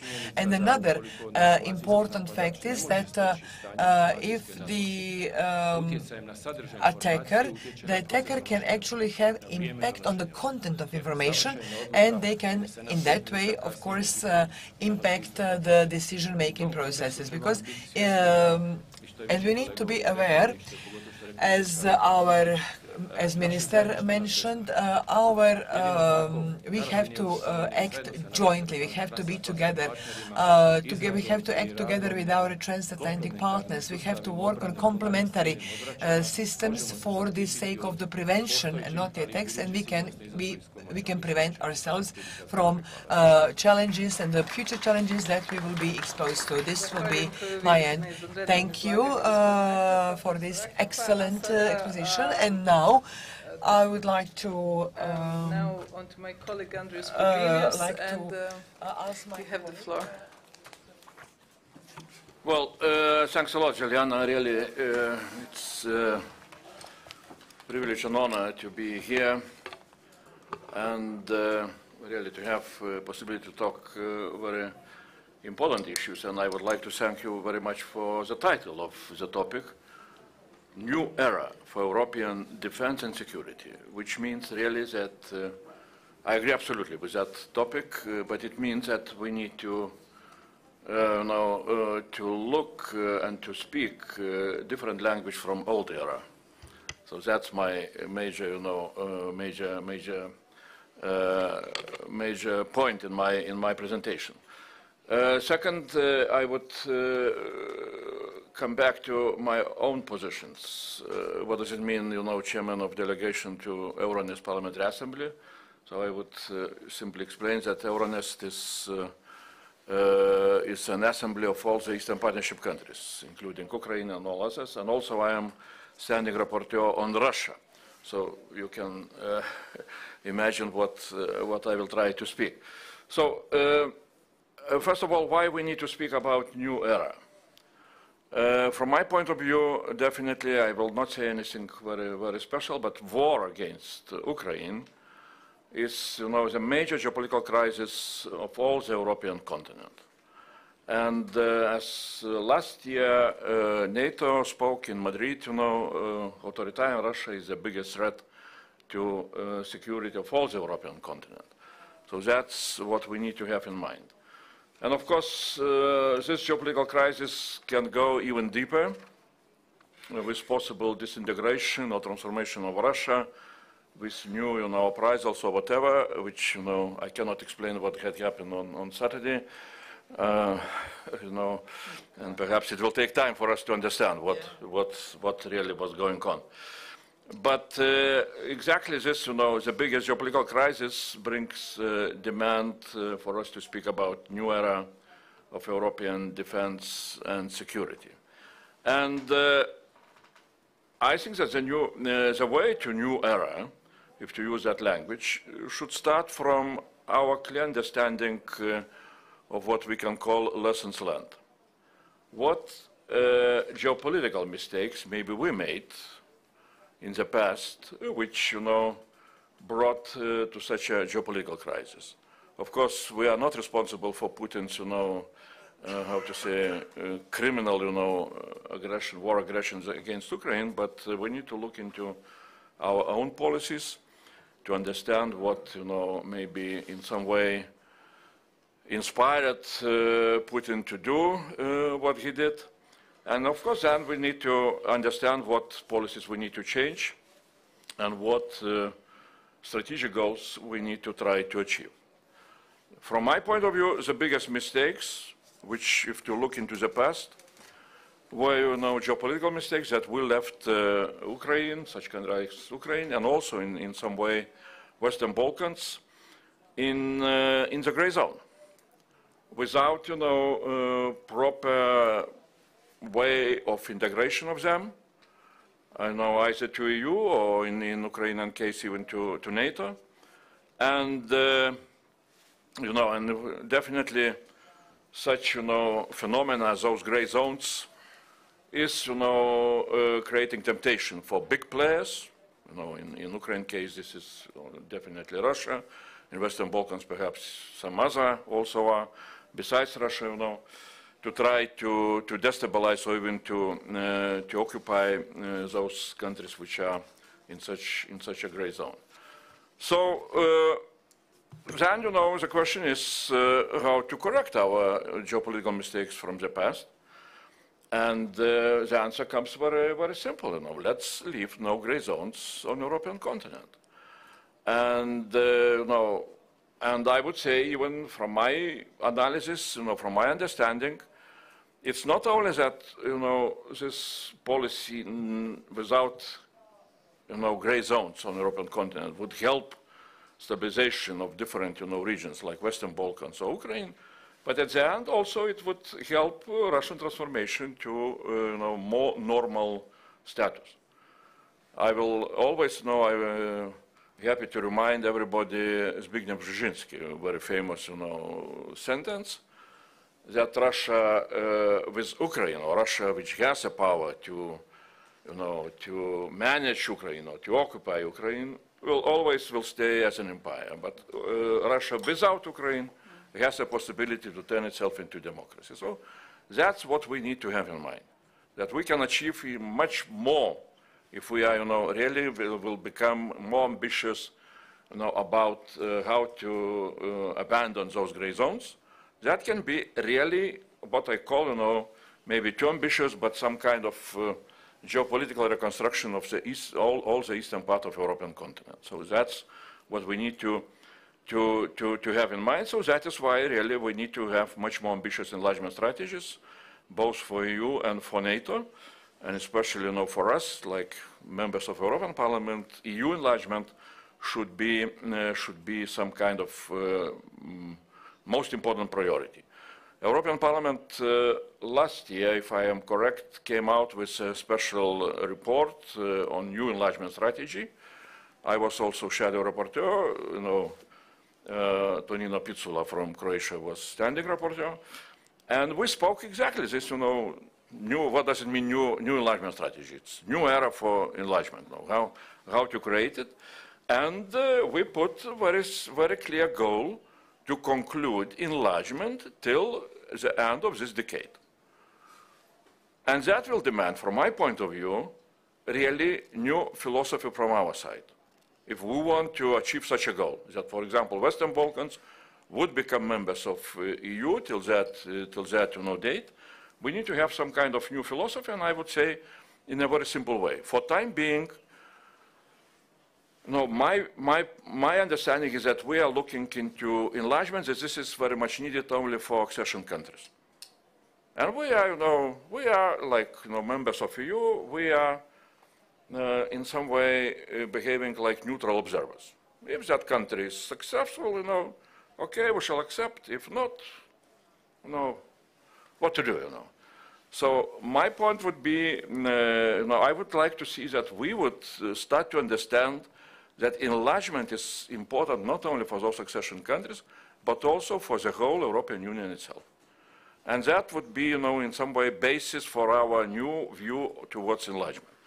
Why we need to have such a philosophy, why we need to understand that this is, important also for the whole EU. Again, I told about this geopolitical, how important it would be for the whole European continent not to have any more, gray zones from a geopolitical point of view. But second, of course, this is the only way how prosperity, success, and stability can be created in the neighborhood of European Union. I would remind simple numbers. Back in 1999, when we started negotiations, Lithuania, our GDP per capita in so-called purchasing power parity, which allows to compare different countries' their economical potential, it was 36% if to compare with EU average.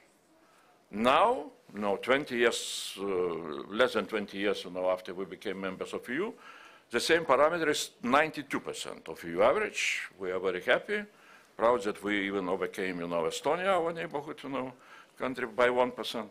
But that is achievement which brought us, which we got from our integration towards EU and specifically towards, single market.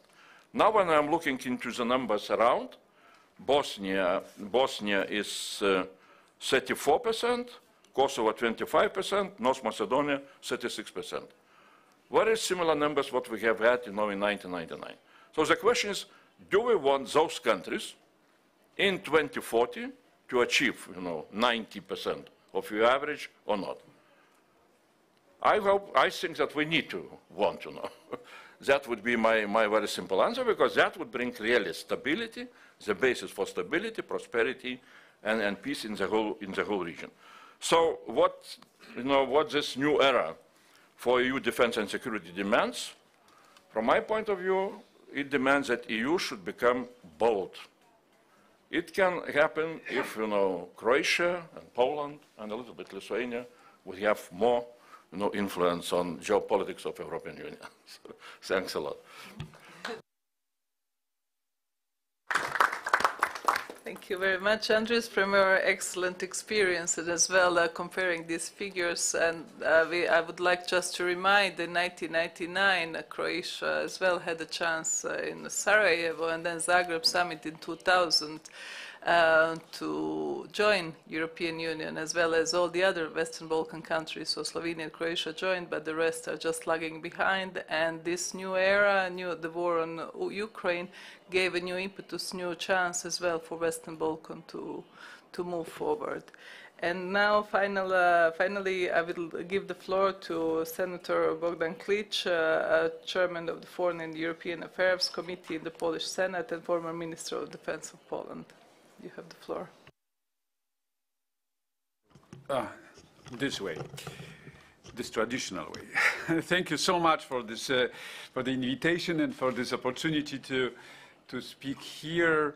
I do not have too much time, so I will concentrate on only some remarks, maybe then discussed during our discussion.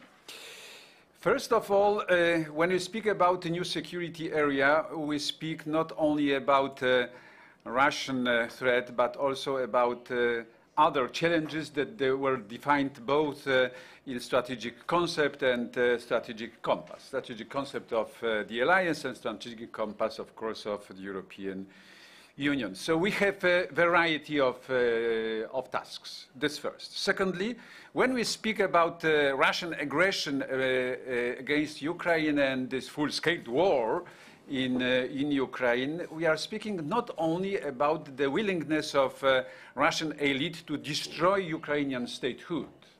We speak also about extermination of Ukrainian nation. Let's not forget about this, because there is a discussion, and it will be continued, to what extent we are witnesses of genocide in Ukraine, or only war crimes, or only, let's say, only crimes against humanity. We should be aware that this is a genocide that happens in Ukraine. But we are speaking also about the aim of Vladimir Putin to destabilize NATO and to paralyze the European Union. These were no additional aims, because they were expressed very clearly during this exchange of letters before the invasion. So this is a comprehensive approach of Vladimir Putin, including not only Ukraine, but also us, I mean all members of the European and Euro-Atlantic community. Second, that's great that we are ready to adopt the strategic compass in March last year. It's very important that it is also very comprehensive, that it includes so many tasks, that it is such an ambitious plan to strengthen our security and defense. But let's take into consideration a gap between our level of ambition on one hand and our capabilities on the other hand.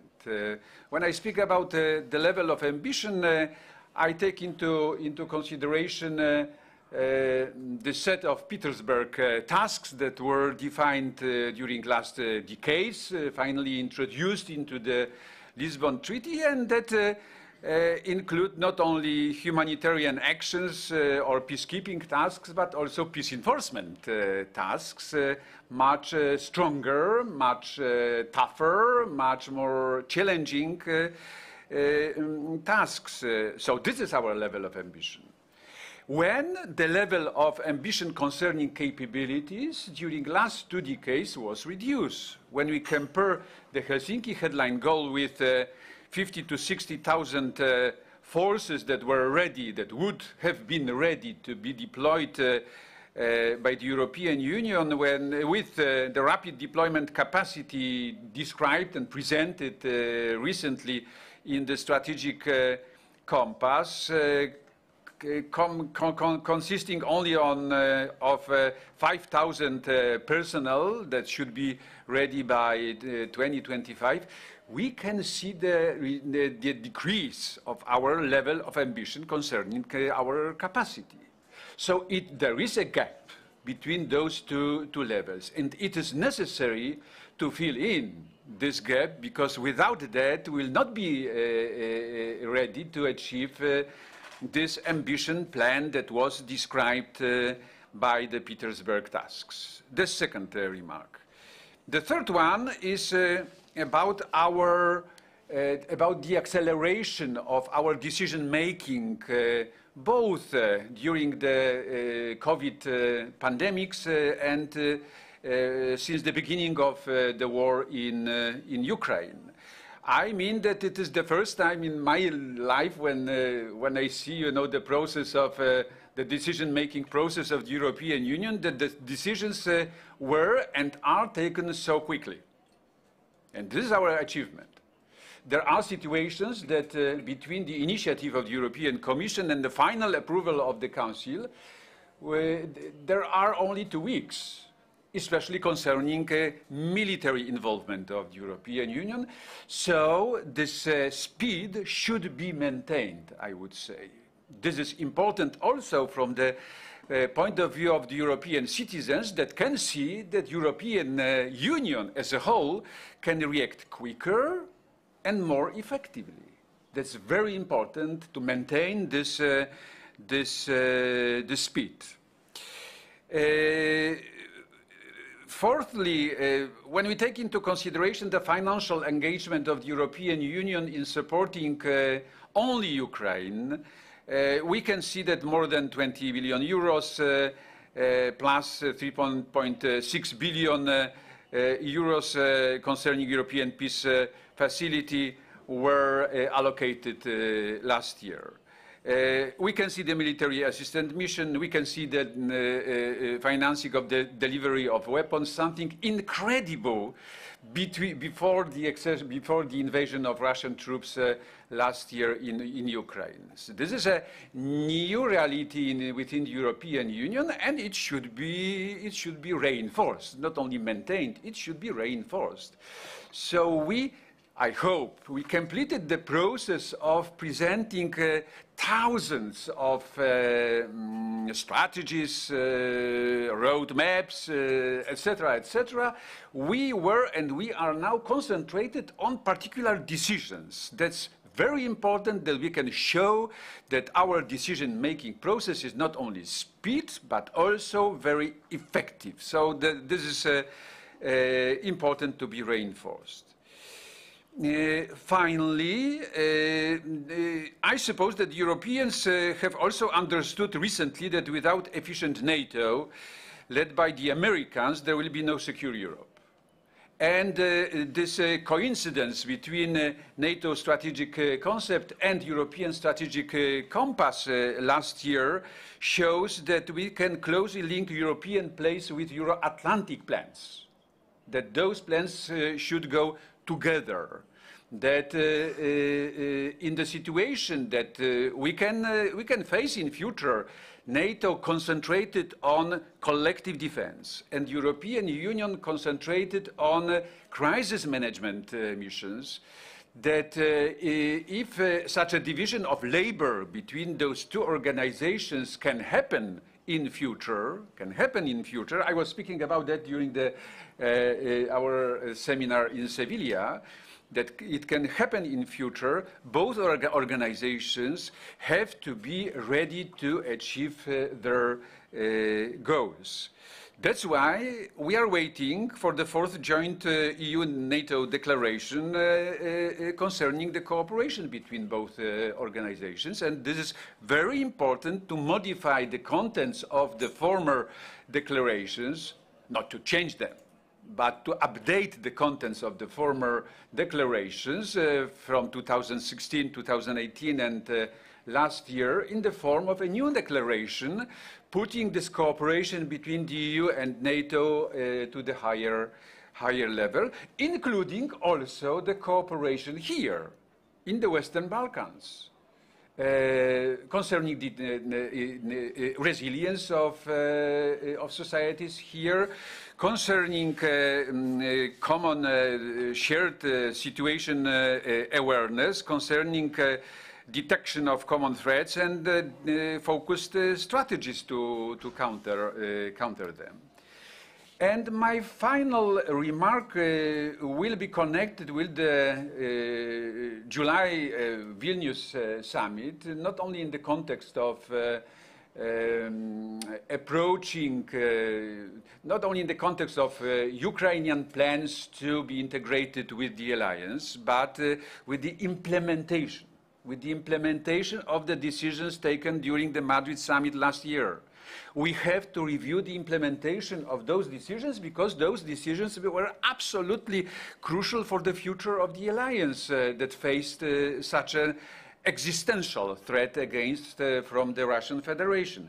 I mean, the process of contingency planning and the replacement of traditional contingency plans with defense plans, the process of implementation of new model of NATO response forces, also implementation of this great wish to have not only 40,000 but 300,000 of rapid reaction forces. Those decisions have to be implemented very carefully with the participation of all the member states of the alliance. Thank you.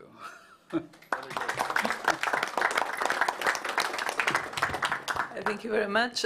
Samo da napomenem, ovo je... Just a note, the entire conference is streamlined via web stream, so we are quite watched. And this is my response to the question of Mr. State Secretary Matosic. There is a huge interest for this discussion. So basically now I open the floor for the discussion. We have 10 minutes to maybe ask some questions to get included. We have some parliamentary representatives and maybe Mr. Marendic, Chairman McAllister, maybe you could, we have discussed to start this discussion about some of the issues that we addressed here. So, David McAllister, you have the floor. Thank you, Željana. I just wanted to commend the good contributions we just heard from our three panelists, and I would like to inform you, especially after the words of Tom van Denkendelare, that tomorrow evening we will have the trilogue on the European Defence Industry Reinforcement through Common Procurement Act, EDIRPA. And EDIRPA, of course, is closely linked to the ASAP. And I would like to really underline what Tom said. ASAP, the Act in Support of Ammunition Production, should be concluded ASAP as soon as possible. We in the European Parliament across party lines have supported the Commission. We really don't have any time to lose, and we call on the Member States to put their disputes aside. We need to move forward quickly. So, Tom, that was valuable information, and I think it's important that people also in Croatia know that we as a European Parliament are doing our best to support the European Commission in their activities to step up the support of ammunition production in Europe. A lot is at stake. And by the way, talking about EDIRPA and ASAP, perhaps we could have a moratorium on further acronyms and abbreviations in Europe for 1 year. Good. Exactly, but I will just give a short, brief information in Croatian on this. Some of the just to maybe clarify these topics that we have discussed today, just as Mr. McAllister said, and as our Van den Kelaren, as Tom mentioned, what is crucial currently is the production of ammunition, production of weapons, the joint production that the European Parliament actually voted. Now we have negotiations, and Mr. McAllister will chair over the trial. And about this joint view on the production of ammunition, and this is the crucial, and this is why we actually have this conference, that the representatives in national parliaments are aware of the debate, of the discussion that we are actually currently conducting in trialogues on a European level.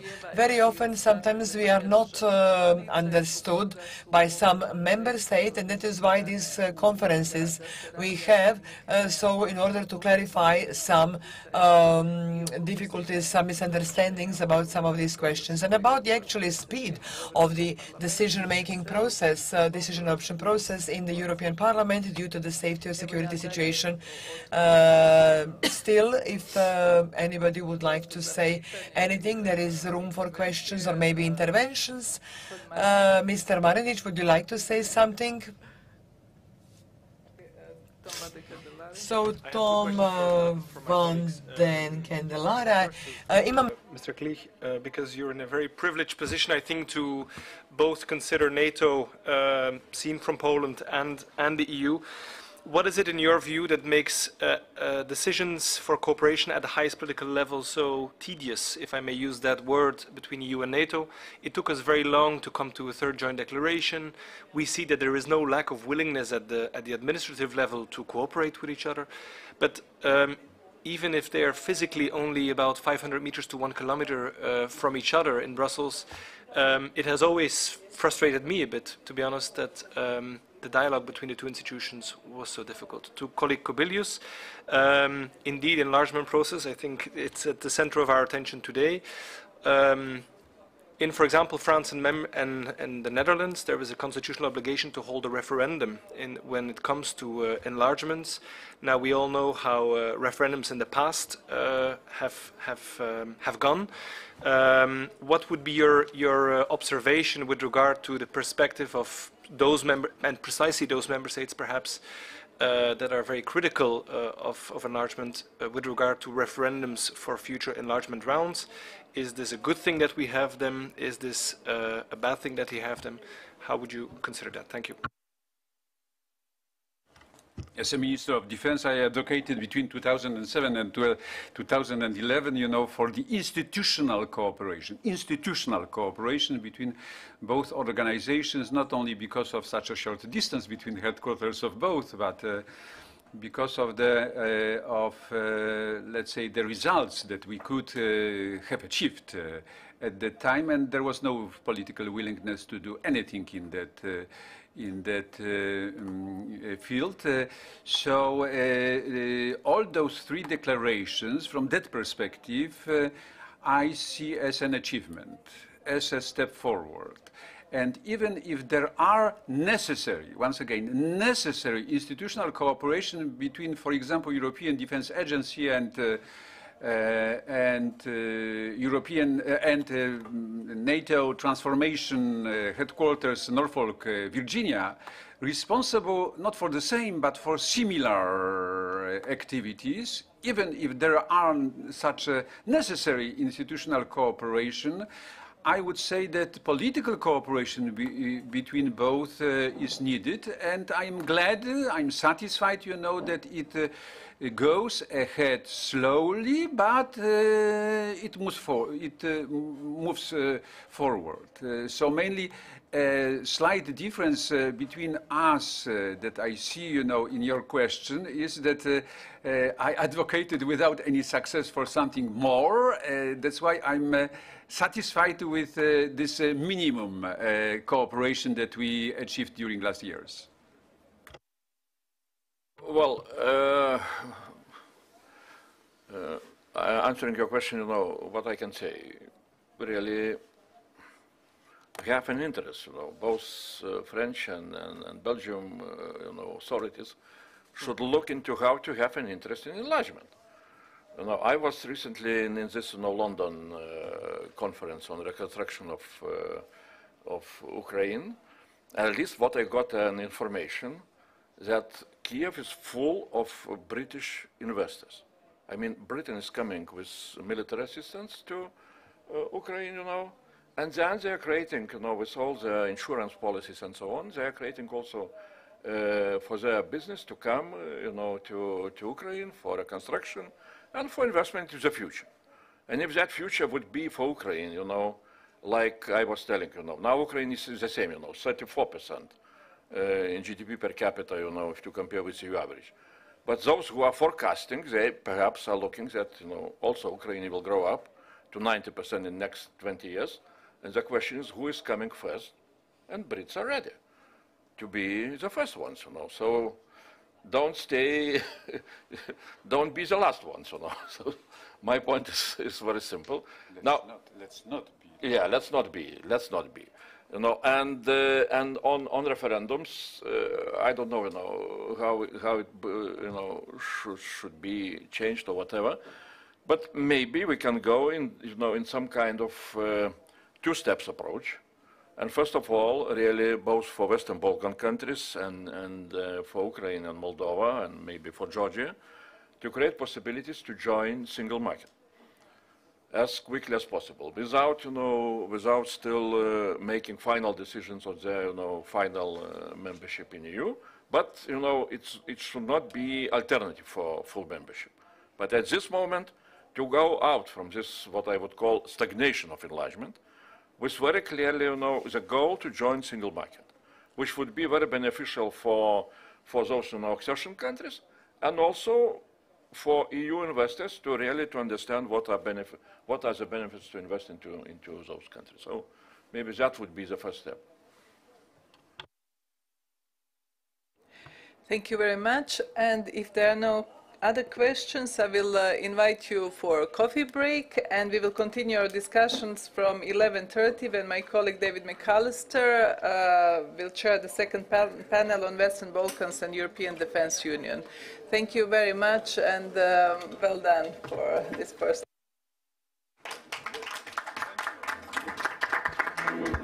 Good. Everything depends on the chair. Yeah.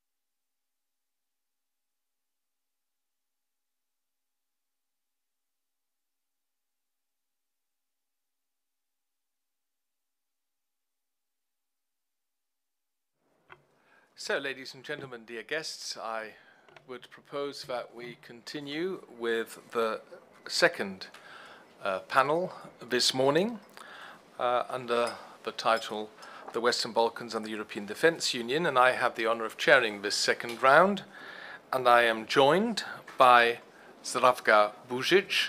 She's a member of the Croatian National Parliament, and she's also a member of the Croatian delegation to the NATO Assembly and to the Parliamentary Assembly of the Council of Europe.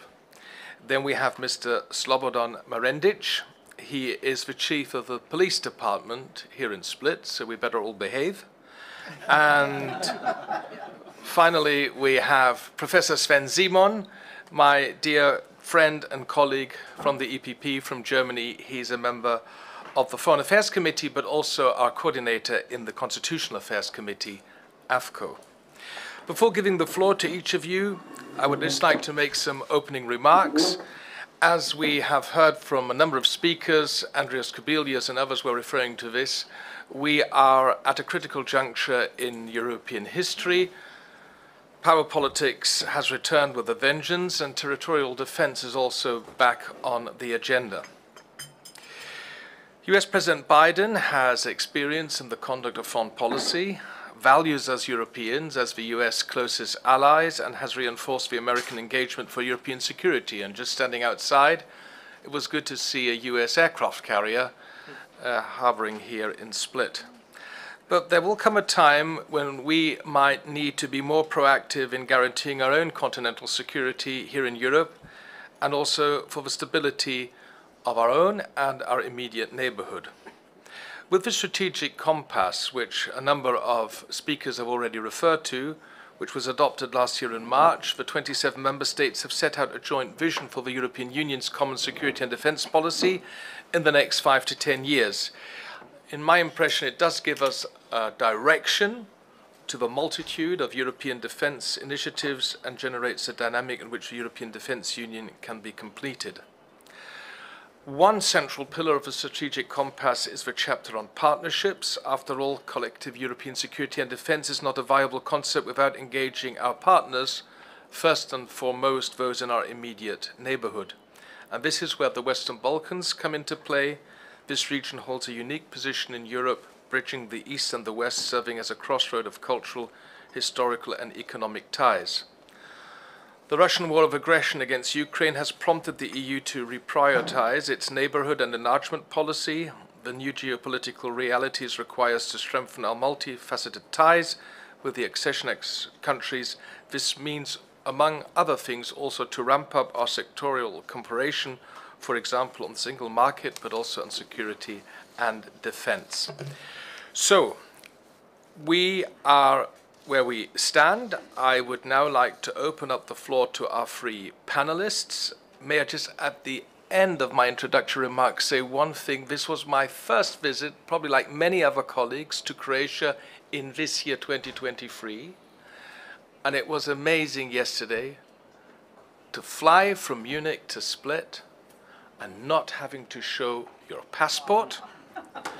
And then you go to the shop at the airport and you buy a coffee and you are now paying in euro.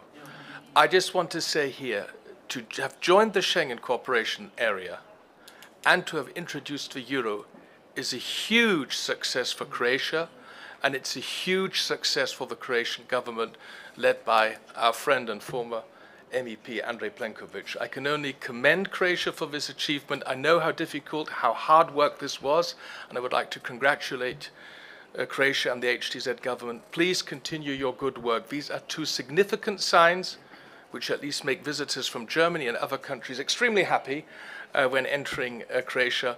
Well done.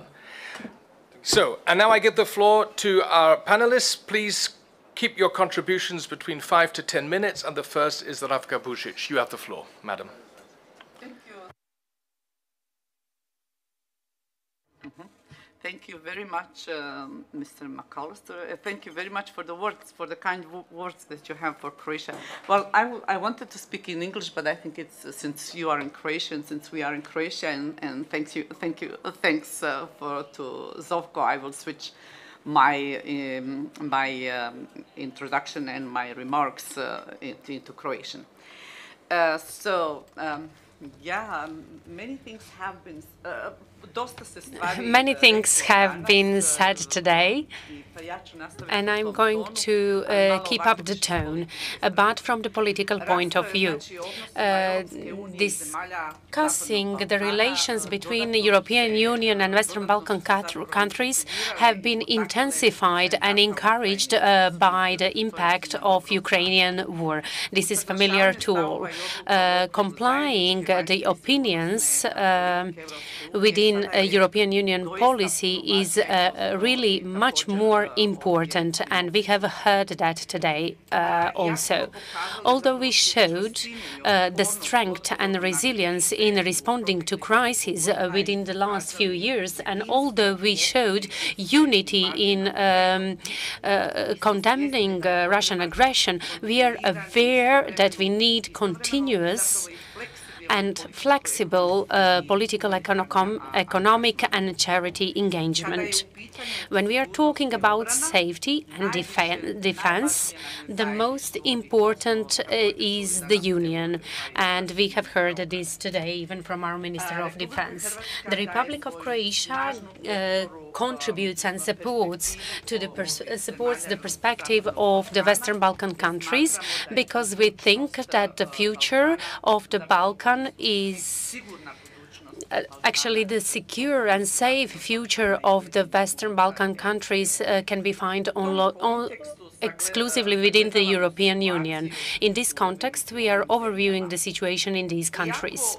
Although the preparation for integration of European structure and membership in the European Union, adopting the European standards for all these countries, but regardless how challenging and demanding this is, we have to focus on all these conditions that are a guarantee that these countries are going to be worthy of the European Union membership.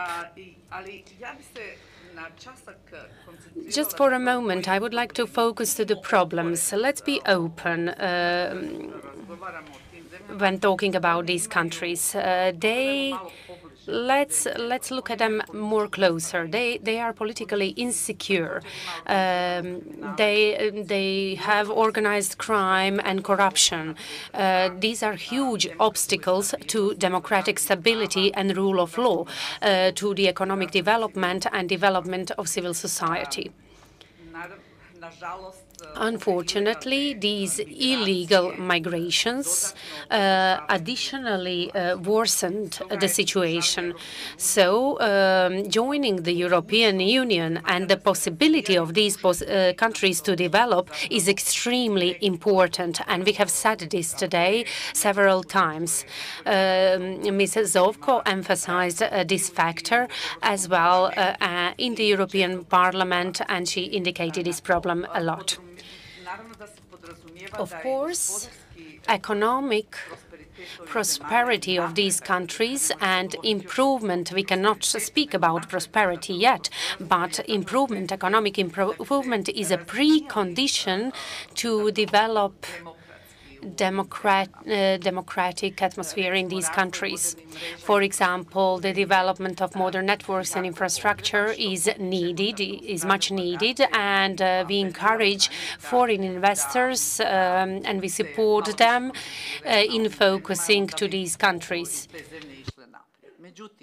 However, each of these countries has its special burden, let's say, its special personality.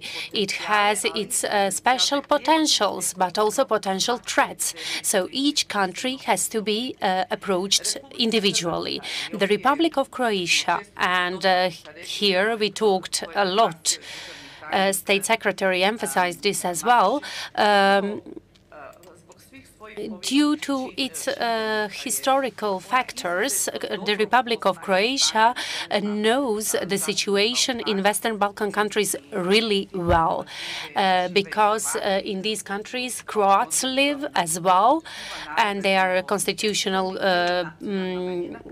nation in Bosnia and Herzegovina or a minority, as is the situation in North Macedonia, Serbia, or Kosovo.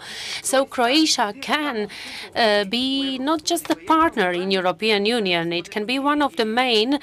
Mr. Kubilius said this in his speech. He said how important Croatia is in this process. Croatia is one of the main actors that can provide its greatest contribution to the European Union when we are discussing this issue. Professor Akrap, I have a lot of topics. I'm not sure whether I'm going to fit them all within a given time framework. So Professor Akrap emphasized how and in what manner we can actualize this issue even more, especially by how this became current due to the aggression on Ukraine and how it reflected to Western Balkan countries.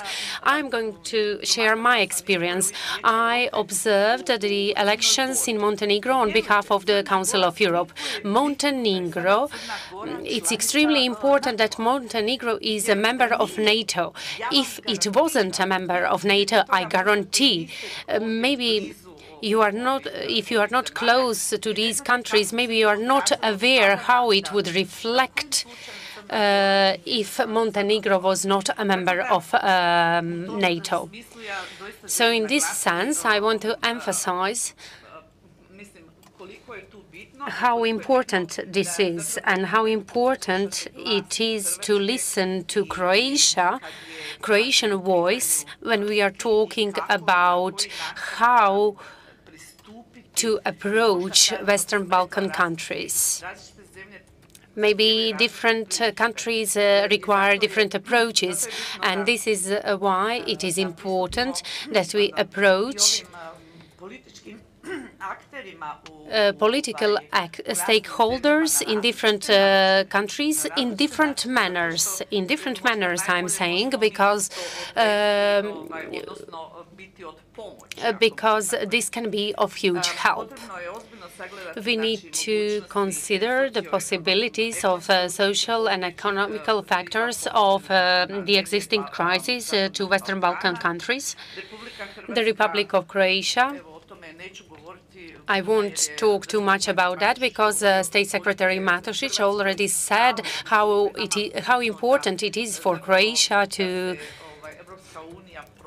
to expand European Union to these countries that are a part of Western Balkan. And when you are observing geographical position of these countries, the borders of European Union, you have Greece, you have Bulgaria and Romania, but in the middle you have all these Western Balkan countries that are not a part of the European Union. That's why it is extremely important. I don't know how much time I have, but if I can just reflect on it. So 2 more minutes, okay. I planned to say a lot, but so it's very important in these times, challenging times, and when the situation changes from day to day. You can see what happened during this weekend in Russia, that is in Ukraine, and how fast things change. And this is why Europe has to be awake. It has to follow what's going on. And as for these countries in the Western Balkans, I can't emphasize enough how much we need European Union to manage and to keep them as a priority. It's a security issue. This is extremely, extremely relevant and important. We always have to focus what might happen in the future in Montenegro. I monitored this situation and development in Montenegro very carefully. So when you see how certain forces act before the invasion of Russian Federation to Ukraine, and when you see what forces are these, and This is open. I would be much more. This is open meeting, and I would speak more frankly if it was closed. Well, yes, we all know, but I would like to appeal to Mrs. Zovko to have meetings, maybe closed meetings with our European Union friends, so we can speak more freely. Because, as Mrs. Zovko said, we know what the situation is like here today. We have to be careful about Bosnia and Herzegovina and how this state functions. We are thankful to European Union because now we have the situation that at least federation can function. The situation is actually so fragile. It's an area that is really, really sensitive, and it can the things can change within one day. And the situation can go completely wrong.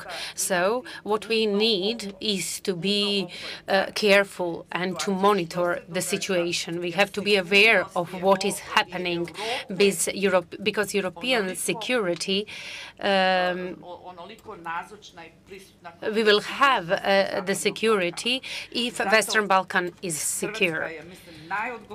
Croatia is the most responsible here because it can contribute the most, and this is why I would like to thank to Ms. Zovko for organizing this conference. I hope this is just the first of conference and that we are going to continue this work.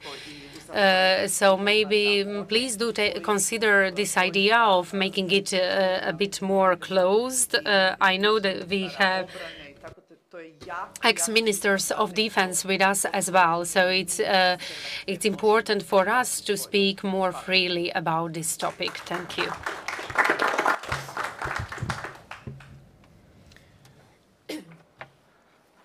Hvala puno, Madam Vučić. Let me just say on your remarks as regards Bosnia and Herzegovina that we as EPP are fully supporting the new government led by Prime Minister Bojana Kristo, especially in implementing the 14 points, which are important now that the country moves forward. And I think she's doing a great job. We received her in the AFET committee, and it was a well-received visit. So we now. But this is all with support from the European Union. Yes, that's why we. Thanks to you. Well, thanks to the good work of a number of people. This is not a closed round, or I could be more outspoken too. We know exactly who was very helpful here. I now give the floor to Gospodin Marendić. Izvolite. Thank you very much.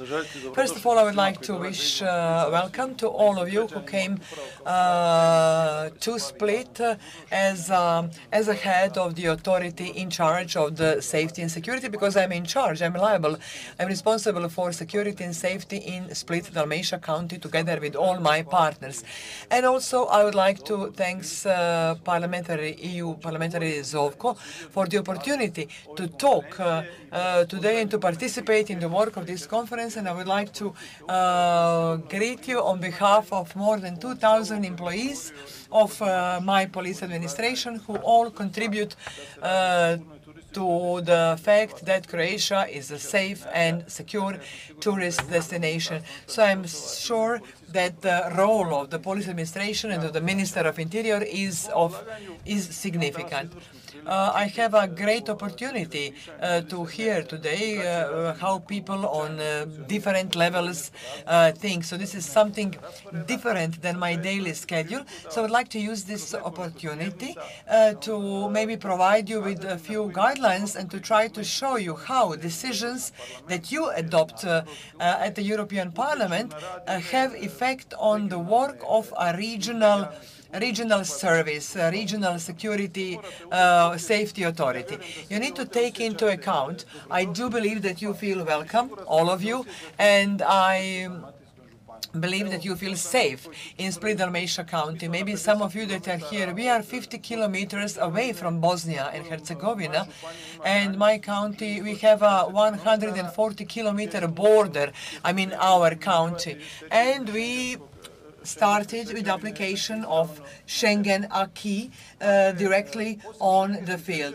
So in addition to the Schengen acquis as police administration, I think we collaborate with Europol. So how your decisions and guidelines, how do your decisions and guidelines adopted at the European Union level have effect, how do they affect us?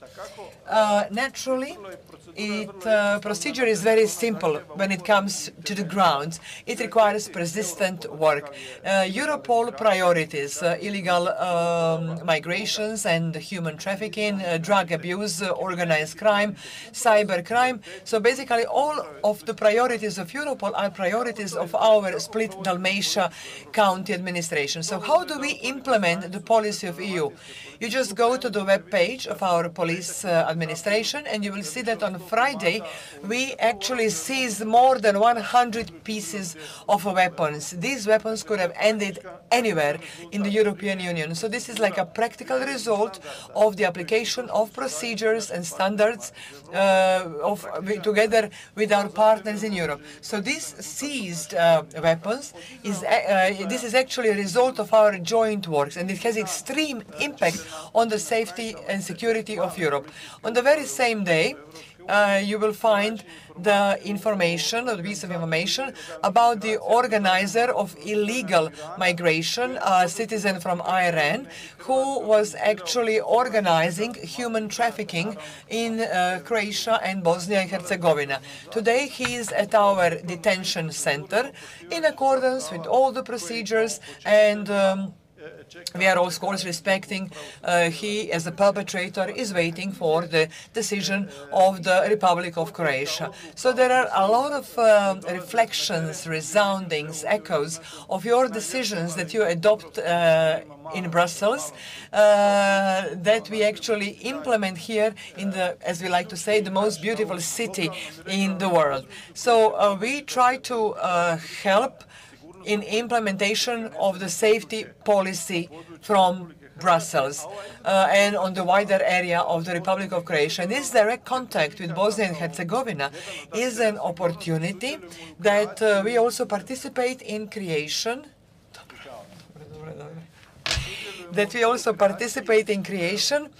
of, in a way, of kind of like procedures and policies in partnering safety forces. We have an excellent memorandum of cross-border cooperation with Bosnia, and we jointly developed some procedures in fighting against illegal migration, and our cooperation with cantonal administration is very good, and it is probably one of the models that we will continue to work on and apply all the European guidelines. So the support of Croatian Parliament and Croatian government is very important to us. Now we have a police. I have been working at the police department for 32 years, and our beginnings in 1990s and Croatian police today in the last 10 years, in this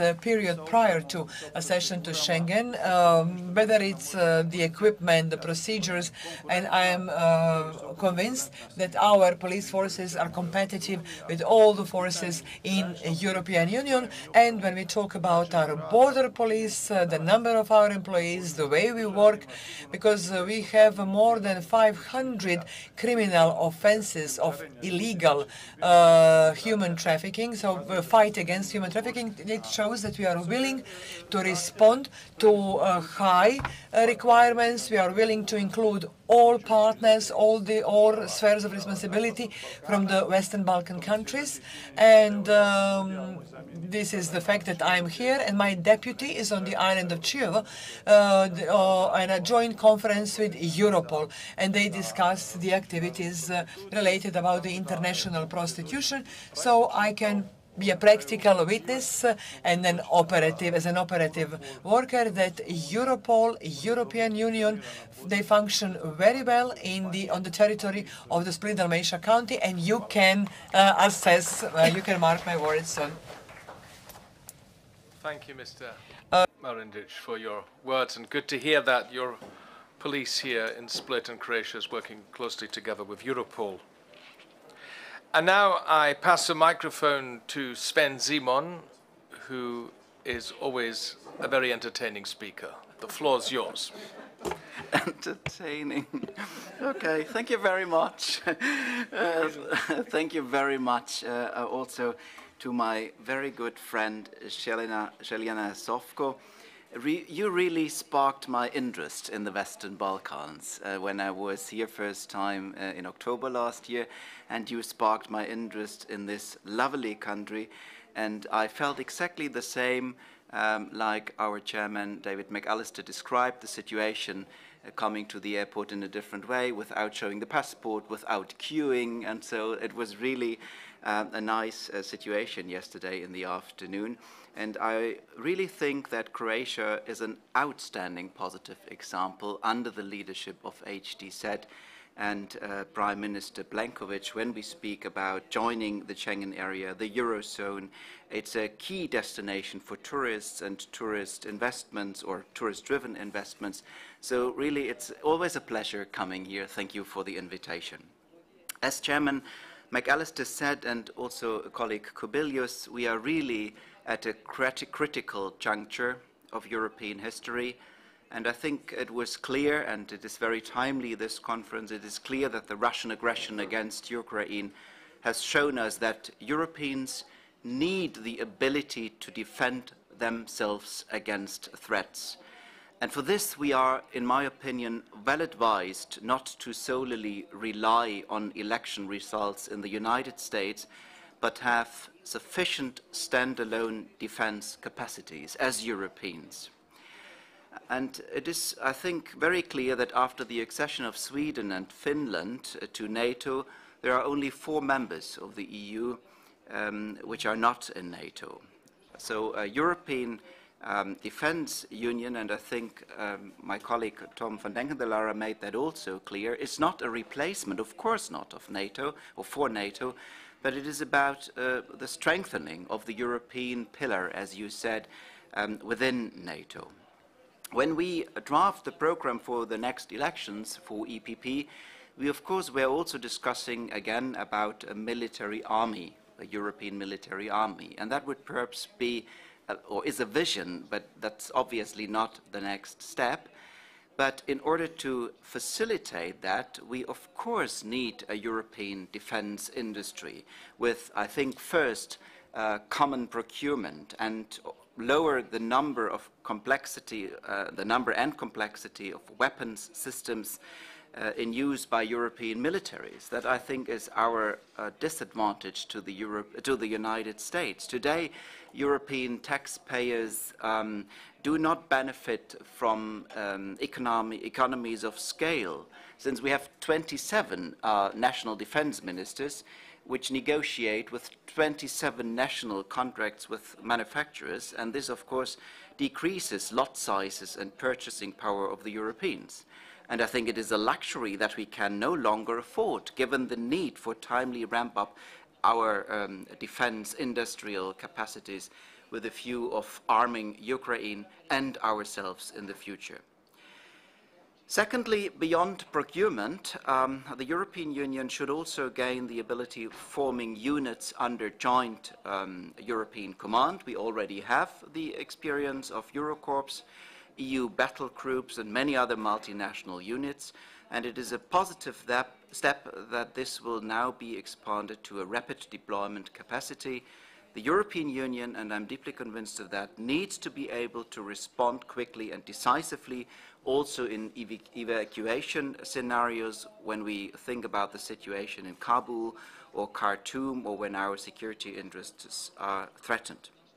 Third, to achieve such a defense union, and that is perhaps also why I was invited as coordinator in the Committee for Constitutional Affairs, we need a reform of the treaties to enable procurement from the budget. We started with the European Defence and Industry Reinforcement Act, but we need to, if we want to have a further develop this procurement from the budget, a joint defence or a joint competencies, and that is why we are working in the moment on the so-called Article 48 file, namely proposals from the European Parliament for amending the treaties. When we now speak about enlargement on the Western Balkans and the Defence Union, I think that the countries of the Western Balkans, as they are mostly EU candidates, could and should be invited to participate in the joint procurement and command structures. This applies in particular to North Macedonia, Albania and Montenegro, who are already NATO allies and therefore deeply integrated into the Euro-Atlantic military framework. Serbia, of course, is a more difficult case given its special relationship with NATO after the 1999 bombings of the country in response to its war crimes in Kosovo. This is even more so the case as Serbia has repeatedly participated in military exercises with the Russian and Belarusian military. So here, access to defense procurement should be reasonable with a view to the secrecy of Western technology. And the same, of course, applies for the Srpska elements of the Bosnian military. How can we, as a European Defence Union, effectively support the Western Balkans in strengthening their defence capabilities and addressing common security challenges? Well, I think it's first joint procurement, easier access. Modernization is key to NATO standards. And then, of course, Western Balkan countries could perhaps also take part in the rapid deployment capacity once it becomes operational to ensure readiness. And then we need to make clear that moving forward on defense is a crucial part of becoming a member of the European Union.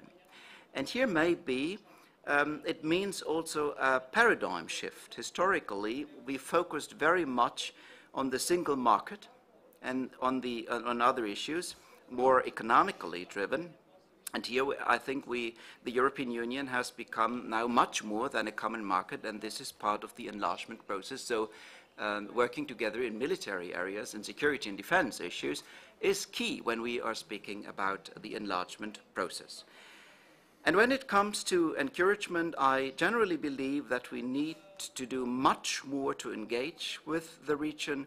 We had a dinner 2 weeks ago with the Young Members Network of the European People's Party together with Commission President Ursula von der Leyen, and we absolutely agreed that this terrible Russian aggression against Ukraine is, as the chairman already mentioned, that we must reprioritize the Balkans. It would be a big mistake if we don't put our political focus on the Balkans. And that is to conclude my short remark. Also why I'm very thankful that Željana Zovko is really always engaged, and also in our group is drawing the attention to the Balkans, because it's much more important than we have the focus on the Balkans recently. And that is also the reason why it's my fourth time already in the last 4 years in the European Parliament, being here in Croatia and all the other states of the Western Balkans. And I'm very happy to contribute and to also show in Brussels that we need to draw the attention on the Western Balkans. Thank you.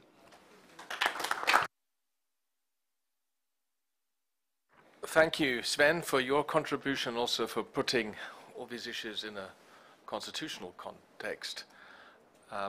We now have a couple of minutes left for the debate. Please, if you would like to take the floor, please indicate so, and then I'll be happy. I would just like to make a final comment.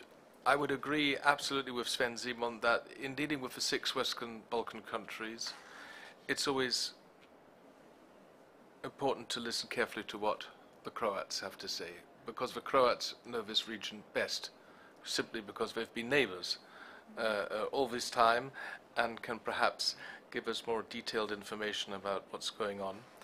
And I would like to also underline, because we're talking about security and defense, European security and defense, with a view to the Western Balkans, that during the Croatian presidency of the Council in 2020, the Croats moved many files forward as regards PESCO, CARD, the European Defence Fund, and also EU-NATO cooperation. So, we begin with Bogdan, please. let me totally agree with moving forward the concept of European Defence Union. This is the future, and there is no contradiction between this concept, if implemented, and the cohesion of the alliance. No contradiction at all.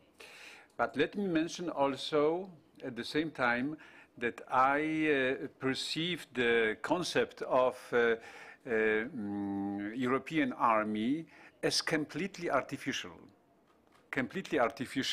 without any content.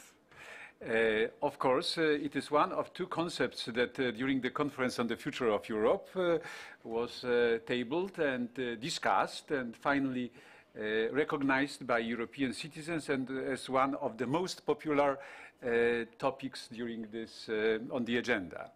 But we don't have the NATO's army. We have national contingents that are contributions of members of the alliance. So what is the reason that the European Union, not being a defense alliance, could have such a European army? Would it mean that on Mondays soldiers would use European uniforms on Mondays, Wednesdays and Fridays, and on Tuesdays and Thursdays, maybe during weekends, they would use national uniforms? There is a contradiction within this concept, so I cannot understand, this idea. Although I know also my colleagues from my party, as former President Bronisław Komorowski, that was in favor of this European army.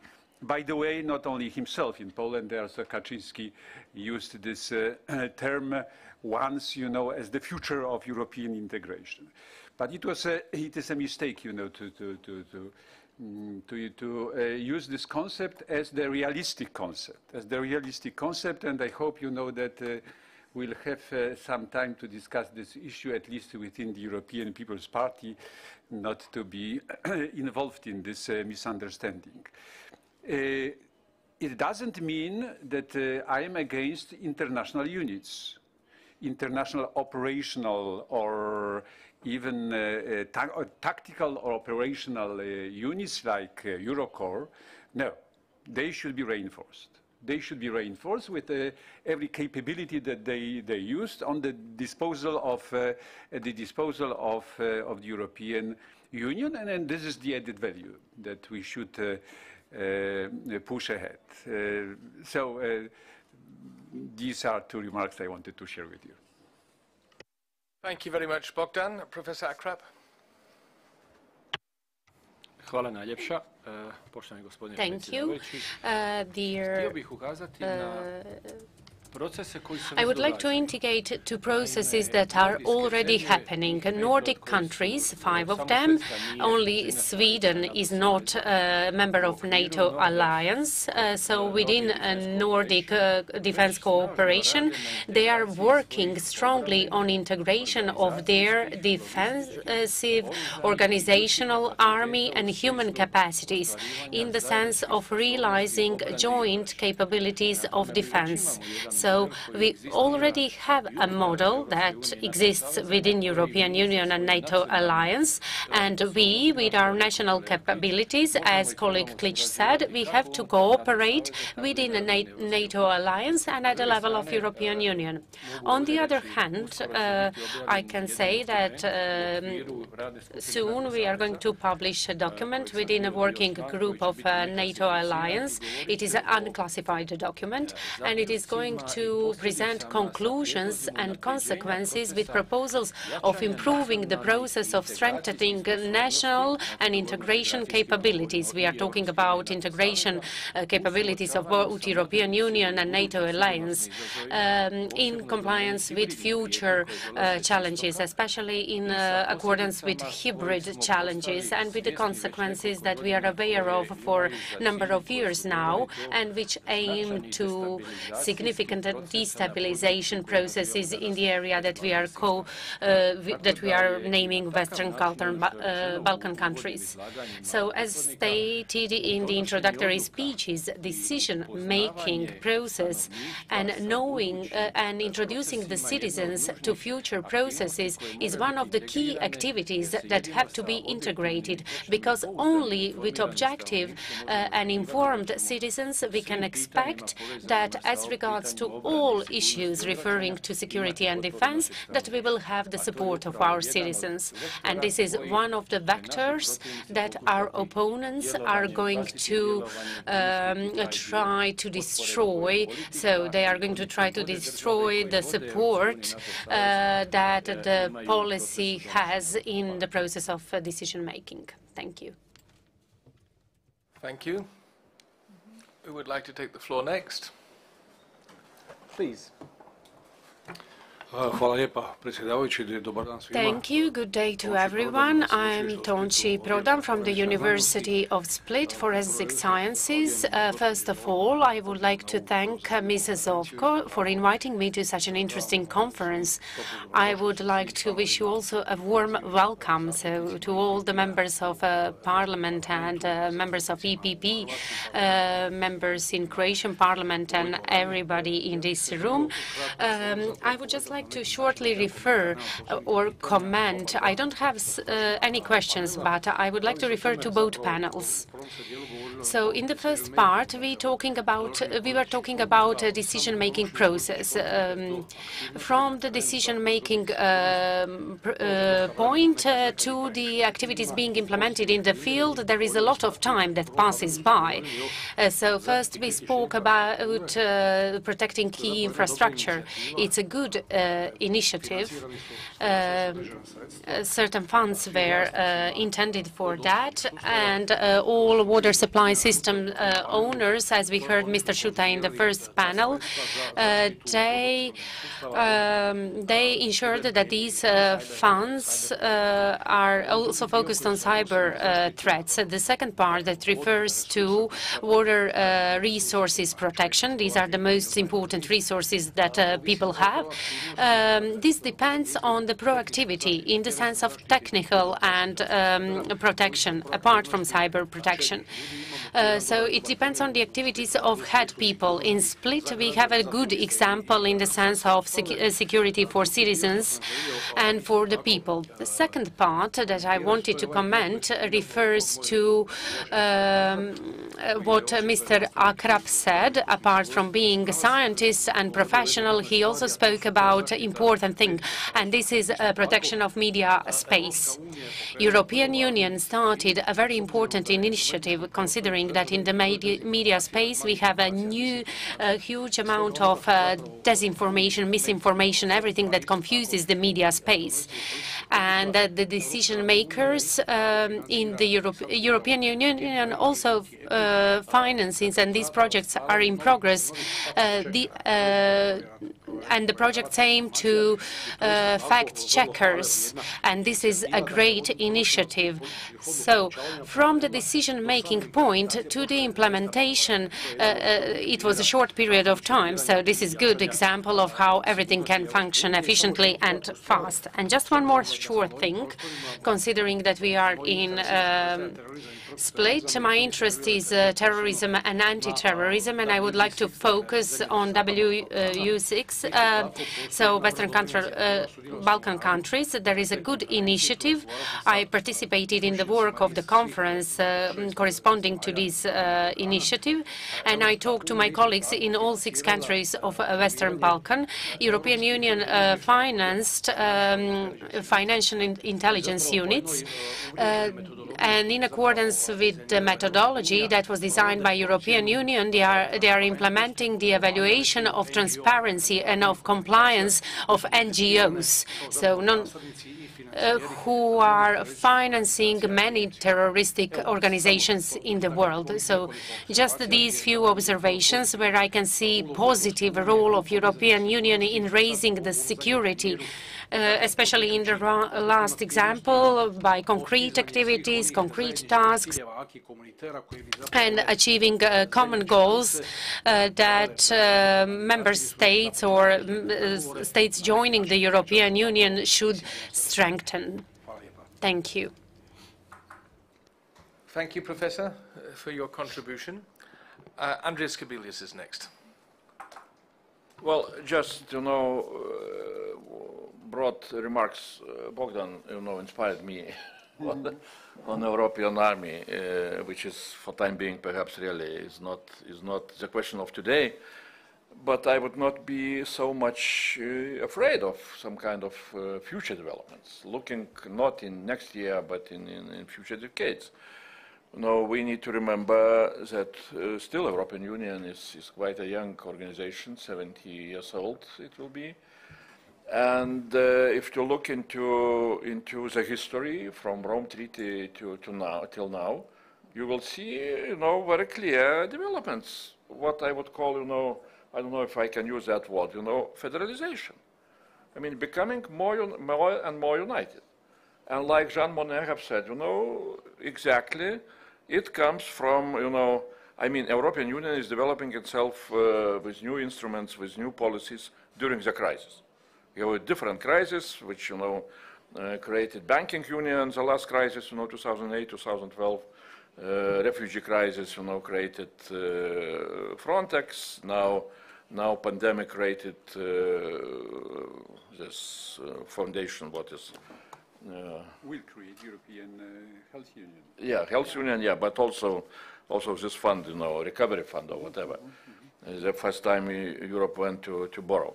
So now we are facing geopolitical crisis. So what will be the outcome, what we shall decide to do, and how things will develop, during the next 70 years. That, of course, demands, some kind of imagination, but I would not be afraid of this, continuation of the same tendencies which we have seen till now from Rome Treaty. Ever closer union, that's what is happening. I have the only question on, so I'm not a military guy, I will not discuss, what kind of army we need to have. United States has, each state has the National Guard, but also they have federal, army. So let's look into that, direction more openly. The only question is what I do not know, what would be an answer in the future, what's about nuclear umbrella. That is where we are, very much and absolutely dependent on the United States, and that's what I do not see how we can avoid that.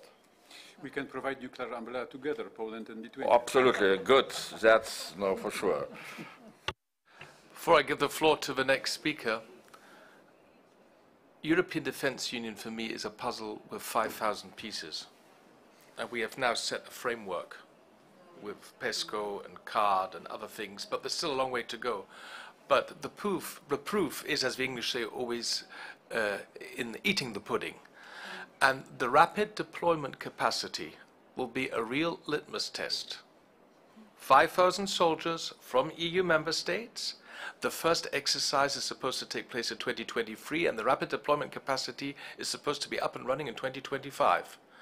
And this is where member states will have to actually contribute, because what we're noticing is, in their Sunday speeches, the heads of state and government, apart from, of course, the Croatian Prime Minister, but the heads of state and government are talking a lot about European defence, but on Monday they often are not aware of what they promised on Sunday.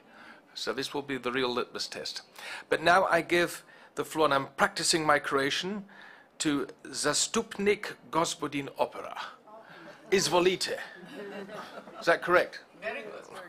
Thank you very much, Mr. McAllister. My name is Andro Krstulovic Opera. Yes, I am a member of parliament, but also a former mayor of city of Split. So welcome for all participants here, the warm welcome. And I will switch my intervention in Croatian very slowly to easier way of translation. Let me tell something else about translation. Congratulations, I hear you before how difficult was your translation. So you are fantastic. I will be very, very, very, very slow in my intervention. Thank you. Dakle ovako. Well, I was inspired to speak after a few really quality-like discussions of my predecessors, who talked about extremely important segment, which is the sensibilization of our voters. And I'm saying this from the perspective of ex-mayor of the city of Split. Just allow me to illustrate. In the beginning of my mandate, I had a commander, Marcom, Allied Maritime Forces of NATO, with headquarters in Northwood, Clive Johnston. Mr. Clive, it was a British admiral. And he had the task of deployment of his commandment from Naples to Northwood. They came to a mission in Split with their admiral ship, and after that, after our warranties, guarantees, and investigation of a number of security segments that head Marendic was talking about, so we had many allies ships. Just as today, we have the biggest air carrier in Split port. And then at that time, I said, and the media actually also quoted me, that Croatia, as a new member state of the European Union, can actually offer its safety for the joint safety and security policy, because safety is our oil. So then the leftist journalists and politicians, in the most ugliest way, they were actually making fun of me. I expected a reaction like this. Why am I saying this? Let me go back to what Mr. Akrap has said. We need to fight against fake news, misinformation, public manipulation. Minister Banožić, in the very beginning, talked about Russia Today, that as a media outlet is positioned in the Western Balkans. We are here at a very bordering area, and we are pressurized, so we are under the pressure of fake news all the time, regardless of the fact whether Russia Today is here or not. They have their people among us, and in spite of I'm going to be completely open, saying next, I'm a member of the Committee for Foreign Affairs of the Croatian Parliament. I'm also a member of the European policy. 20 days prior to commencement of the Russian aggression, together with my colleagues from the left spectrum, we tried to draft a declaration by which we would support Ukraine. They turned us down. So this declaration was adopted on the 25th of February, 2 days after brutal Putin's aggression. So where were the our heads of the opposition parties visited the President of the Republic of Croatia, who very openly caused the confusion in Croatia, saying that this is not our war. And later, when we were voting about EUMAM, Mr. Banožić was very diplomatic, and I really minded it, because he said that some representatives of Croatian parliament didn't understand the thing and they didn't vote. It is very clear which representatives in the Croatian parliament didn't vote. We don't have that problem in EPP family. We understand each other very well, regardless of the fact whether we are from Lithuania, Bulgaria, Germany, Poland. But do the other political groups actually understand well what happens currently at the pre-election time in Slovakia? Do they understand? Do they realize what goes on? What goes on in some other countries where we have hybrid warfare doing what they are supposed to do. We are here, gathered here, just because we have the mandate of the citizens, and the citizens do not know what goes on. And these citizens, even if they have some idea, this is based on a partial pieces of information. As Mr. Prodan says, we need to monitor so they know what NGOs tell them, and many subversive activities are behind. We have a lot of fake news currently, and these fake news are actually really putting a lot of pressure on our people. And this is the cause of a lot of skepticism. Let me draw just one more parallel to our guests from other parts of Europe. Today, has any of European heads, leaders, remember what happened in 1995, 6 and 1998, or why Kosovo is independent country now? Do you remember? You don't know.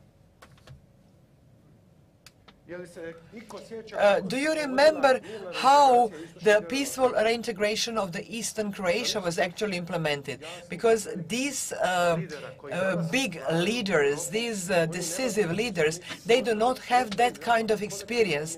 We have like a collective administrative actually forgetting of things. And as time passes by, this state of forgetfulness at the Ukrainian front is going to be more and more difficult for us as well as Ukrainians. For us, because we need to explain to our voters why should Croatia defend Ukraine on the borders of the rivers Dnieper and Don. Why is it in our interest? This is supposed to be our topic. And then safety and security in Europe is going to depend on our joint attitude and on our joint interpretation to our citizens actually what takes place. I really wanted to be a little provocative. I heard our former Prime Minister, Mr. Kobilius, who said that he is not optimistic about the creation of this new European defense territory. I'm also optimistic, but we are optimistic in spite of within our group EPP family. But, for example, are we going to be in the same position 1 year from now to be the strongest political group in Europe? Are we going to be in the same position? Okay, just God willing.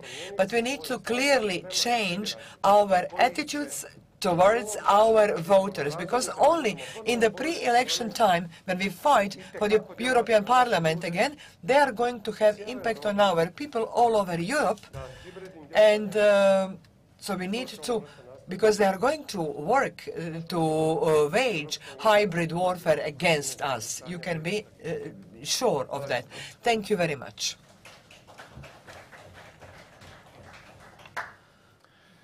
Thank you for your active contribution, Mr. Opera. I would like to ask a question to our police director, Mr. Marendic. Flying from Munich to Split yesterday, we had perfect weather, so I could look out of the window the whole time, flying over all the islands, flying over Šibenik, and we're going to Split. And I mean, you have the most beautiful coastline in Europe. But while I was looking out the window, I was wondering, since Croatia has now joined the Schengen zone, your external borders are actually also our external borders of Germany. How do you manage as police to control this long coastline with all these ships and all these islands and all these bays? I mean, it's just incredible. I would just like to know, that must be a huge challenge. And I mean, you can't reveal all your secrets, but can you perhaps give me as an amateur a kind of impression? How do you check that there's nobody coming to the Croatian island or mainland who may be up to no good?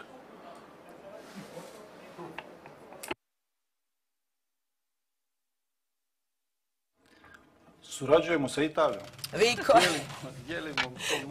We collaborate with Italy because we share the sea, we share the responsibility, and we share the procedures that we took over from European Union. We have a very strong maritime police forces, we have a coast guard, and we have one thing that helps us very much. This is availability of information of all European police forces, and through Europol, the Interpol, so we know what the security priorities are. So we have a really fast exchange of information.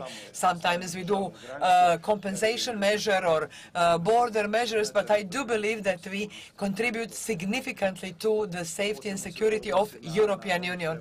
This goes on in particular when I talk about we have 140 kilometers of border with Bosnia and Herzegovina in addition to the coastline, and we have really strong police forces, and every day they work on prevention of illegal trafficking of migrants, in solution of problems that finally, basically, they are the biggest problem for the people who are exposed to human traffickers who leave all their property and assets on that way, and these people are actually victims.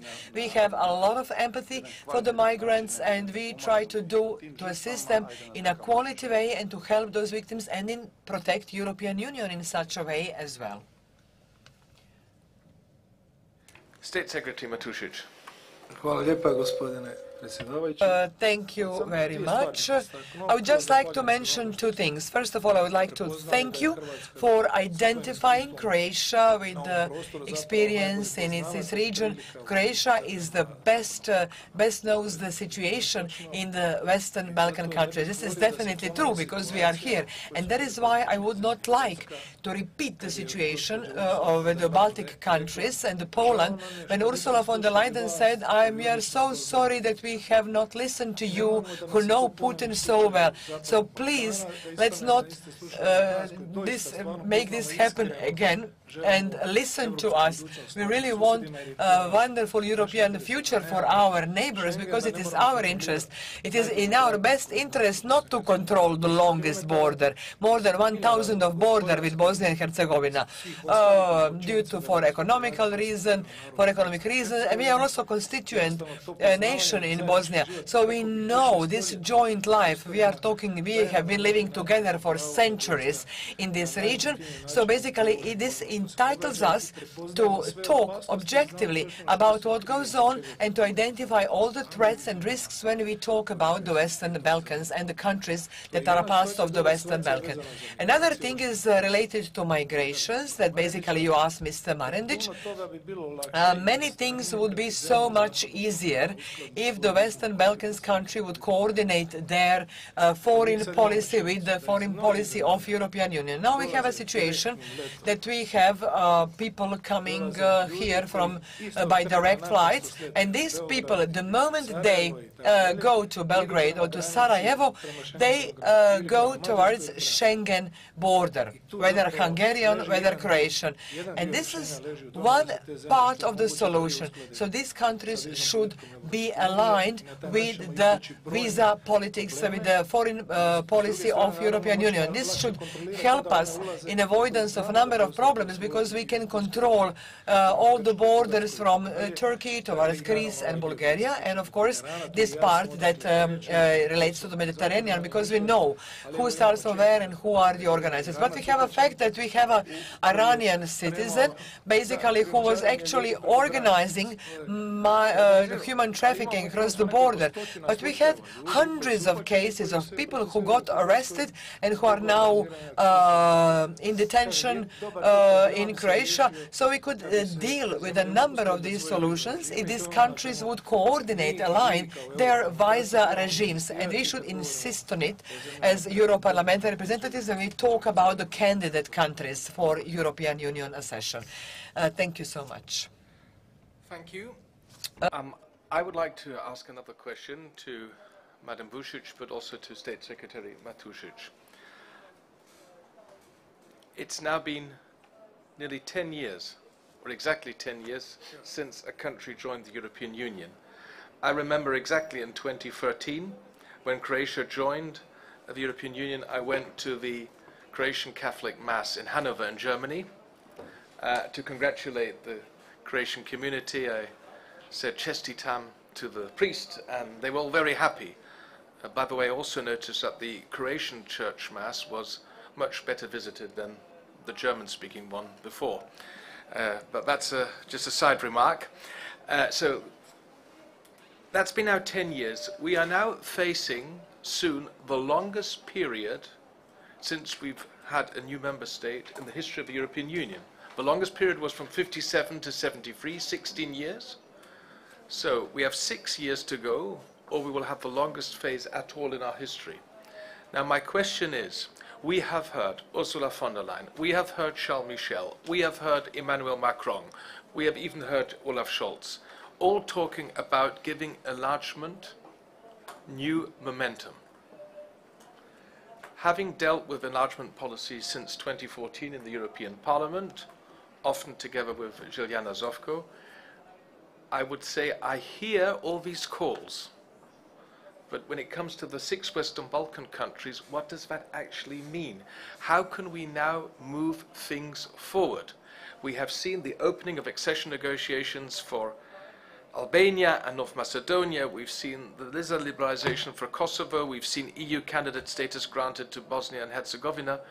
But what's next? And what can Croatia, with all the experience you've had as an enlargement country in this part of Europe, like Andreas in his part of Europe in 2004, what concrete advice would you now give member states? I mean, I don't want to go into the nitty-gritty of the Bulgarian, North Macedonian controversy, but it's just, we hear all these speeches, let's go, but what could actually be the next steps?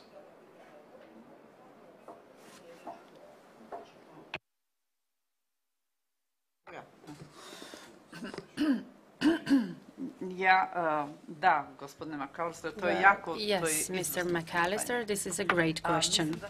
I think that we tried to answer it through our interventions and comments, and I emphasized how important it was. And believe me, when Montenegro had to join NATO, I think Croatia was the greatest advocate of this. I remember when I was in Strasbourg and Brussels, I am also in the Council of Europe, I was asked at that point, how come that Croatia helps so much? How come that they care so much that Montenegro, as we all know that in war they try to destroy Dubrovnik? I said yes, but this is a guarantee that it will not happen again. So even our friends in Europe couldn't believe us that we are really honest in advocating Montenegro to join NATO. But we were advocates and we are advocates, and I hope no third stakeholder is going to come and disturb this situation, because we know what has happened in past. You monitored the situation very well. I'm sure that in European Union there was a lot of Russian intervention. Even nowadays, you know how much intervention there is in Montenegro. So to answer you, I think European Union can do a lot in this direction. Colleague Matosic said that the problem is the migrations. We don't want to, point to certain countries, but we all know how migrants can come, like direct flights to Sarajevo. So how people can enter a country and directly go to their goal countries. So how to reach European Union. It's not easy. Our colleague Marendic spoke about how we defend the borders. You said that the external border of Croatia is the external border of European Union. That's right. So help us, please do help us defend the border with, for example, Bosnia and Herzegovina, because as Mr. Matosic said, we have over 1,000 kilometers of the border. It's not easy when you observe the configuration of Bosnia and Herzegovina. It's not easy. Mr. Maredic said he has 140. But the whole Croatian border with Bosnia and Herzegovina has over 1,000 kilometers. These are mountain areas, and they know very well, and our police knows as well, how to defend the border. I think Croatian police service, not just Split Dalmatia County, but in general, is very efficient in defending the borders. This proved to be right. I could give you many answers to these questions because there are many things that we could discuss in this context. But I think even today we proved, Ms. Željana Zovko proved that we have to, how we should aware relevant factors. It's different to make reports and send people to fact-finding missions, but this come to a country, here it's professors, here it's experts on security, such as Professor Akrap. Thank you. So to hear all of them, it's extremely important, and this will encourage you to act within External Affairs Committee, and to make you. This will make you aware, and it will help you make other colleagues aware of the situation. This is why it is important. You who are here with us and who are acting within policy, you can transfer these experiences and knowledge to European Parliament and to other countries. You can be holders of our ideas and knowledge. Colleague Opara wrote me that the achievement of Croatia is the candidation status of Bosnia and Herzegovina. That's right, that's true. We emphasized this several times, and our colleague Željana also emphasized that, and our Prime Minister worked on it. But this is what I have been talking about. The coordination efforts and the synergy of what we are trying to do with Bosnia and Herzegovina led us to these results. This is why it is important. I would like to finish my speech with this. I could go for hours because it's interesting and relevant topic. Thank you. Thank you, Madam Buzic. We will have to conclude in a few minutes, but I would like to give the floor first to State Secretary Tusic, and then Mr. Burkan. Burkan has also requested the floor. Thank you, Mr. McAllister. I will be short. There is no magic. There is no universal advice as regards to how to approach Western Balkan countries. Each is specific and each needs attention. And I would say even special treatment. Different problems need different responses. But what is important, Ms. Bušić said that thanks to Croatia, the candidation status of Bosnia and Herzegovina has what it has, but it has to deal with 14 priorities in order to start negotiations. So the question refers to their capacities in order to implement the reforms that are needed. So our role as European Union is, once they do improvements, it has to be supported, or let's say awarded. It has to be recognized in order to encourage them to keep up the good work. So we need to think in this sense. We were talking about approach to unified market. We have to think about certain steps that will prepare this country for future membership in the European Union. As for knowing the situation and the context, Croatia can provide a clear definition of what is going on and what the situation is. we can see that the issue of Serbia is extremely important, and concretely this issue is also used in order to keep the quo status. So we are having the tensions, putting the tensions up in order to have a quo status, instead of dealing with what has been agreed between Kosovo and Serbia. So we can see that the intention is to keep the present state in order for the present state and relations between Serbia and Kosovo stop the processes that are going on concretely in Serbia. So now you have protests every day there, and there is a key mass that want Vučić and ministers to give up their functions.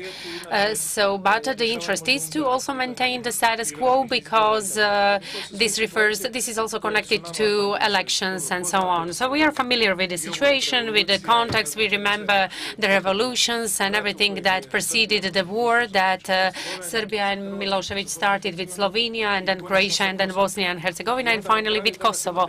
And today you have the issue of services. So the people in charge in Serbia are asked as regards to why NATO attacked them in the 90s. So they don't remember what preceded this. They don't want to remember what preceded this attack.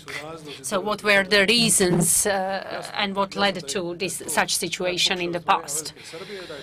So the Great Serbia attempt failed, but they have to also face, Serbian society has to face the facts, and they have to analyze them from their point of view, and they have to find their place, hopefully within European Union. It's clear they are not going to join NATO for now, for the time being, but we are going to see how the situation with Ukraine is going to finish. They basically drew the Republic of Serbia in Bosnia and Herzegovina as well, and the transatlantic integrations are stopped consequently. So Euro integration, there is some space for Euro integrations to happen, but as long as we have this situation, it's difficult to realize it.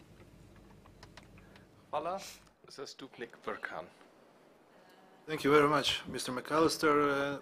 My name is Jure Brka. I'm a member of Croatian Parliament, but I was also former mayor of Makarska. That's a small tourist town, 60 kilometers down south in the direction of Dubrovnik. And born and raised in Makarska, but also with strong family ties with Bosnia and Herzegovina. So I will just switch to the Croatian like everybody else. What can Croatia do in the sense of expanding European Union? Very little, but in cooperation with European Union can do a lot, especially if they are going to listen to Croatian experience and Croatian knowledge.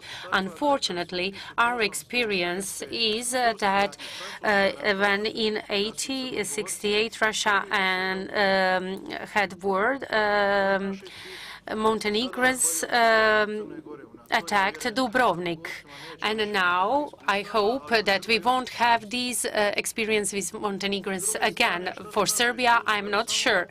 What are our experiences? Just last weekend in Belgrade, you had a concert of where 10,000 people attended the concert. It's a nationalist singer who sings about a war in Croatia and attacking Croatia and so on. So on the other hand, in Bugojno, you had the celebration of I don't know how many years of Islamic occupation of Bosnia and Herzegovina, where Turkish orchestra marched with all the equipment, and it's 120 kilometers from here. Yes. So these are our experiences. We know how to handle them. So, European Union opened the door to Western Balkan countries because we want to attract them, we want to integrate them. We also want to stabilize them. But our experiences say differently. Citizens in these countries, maybe they do not want to be stabilized. They don't want to be integrated. And then what Mr. Prodan said, what is the role of media here? Media is doing things even worse. Concert that I mentioned, and 10,000 people. There are very few people who were born before 1995. 90% of them were born after 95. But media pressured them, and they still see Croats as the greatest enemies. And together with Croats, they see European Union as the greatest evil and greatest enemies. They even didn't decide for European Union. At least their media says so, and they listen to the media. So, what can we do in such situation? We gave them everything. You opened the door for them. You gave them conditions in the sense of what they have to do. But if we provided them with all of these opportunities, we need to be prepared to sanction them if they don't change. President Vučić, for example, he moves the focus from his daily topics to the situation in Kosovo, and he emphasizes it as he wants. So we can see it here straight, what he's doing in Serbia. It's not good. He's in EPP. He can be influenced, and he should be influenced. He should change his policy. He can impact media, because he has huge impact on media in Serbia, and he has to show his people the benefits of European Union, peace, stability, and so on. And we have to be prepared to sanction him if he doesn't do that, because this takes too much time. Nothing has changed there. We are still waiting. We are waiting for the situation to develop in Ukraine, and it can reflect on us here. And just one more thing to finish my speech. As long as in Croatia we have concerts, as I mentioned, in Bugojno we have ceremonies and celebrations, as I mentioned, we have Simply Red in Pula. I think 10 years of European Union and everything else, and when we accepted the European Union and its values did its thing. And we can see that it's not happening in all countries. I think EPP can work a lot on that. Thank you. You might be aware that Josep Borrell, the High Representative, just published 2 or 3 days ago his annual report on the priorities of foreign affairs and security policy. And on page 1 already he's referring to the Western Balkans. And he writes on page 2, Albania, Montenegro, and North Macedonia aligned fully with EU foreign policy, including sanctions on Russia, while Bosnia and Herzegovina significantly increased its alignment. Kosovo voluntarily aligned with those measures. And then the text continues. So I think we all know which of the 6 Western Balkan countries has to do its homework. And we all are deeply regret that Serbia in the moment is not aligning with foreign and security policy of the European Union. I would like to thank our panelists for the input, and I would like to thank you all for your discussions. Željana Zovko will have the final word to say some concluding remarks, because I am one of the attendants today, like Sven or Andreas and Bogdan, who do not speak Croatian and English at the same time. I would like to thank the 2 ladies in the cabin for the excellent interpretation. You really at least made my day, because I was able to follow every single contribution, even though some Croatian speakers sometimes are very quick in their comments. And now I hand over to Željana. Thanks once again for organizing this, and we're all looking forward to coming back for the group conference once again in Split. In September. And we will all tell our colleagues how beautiful it is here. Thank you very much, David, and thank you all for coming to beautiful Split. I think it was not so difficult. Once you are in Split, you will always return, as Professor Sven said. Thank you, Andreas Kubilius and Tom van der Kandelaren. For you, this is the first time, and for me, it's a great achievement that for you. But first time for you, and I hope that it will be more and more time that you will come back, and this open the new chapter in our relations and in our friendship as well. Then now you will understand me much better. Bogdan Klic has a long history and story about Split, and I'm so grateful for you as well to be here. So, but most of all, I thank my dear colleague and the chairman of Foreign Affairs Committee, David McAllister, who is a great entertainer as well.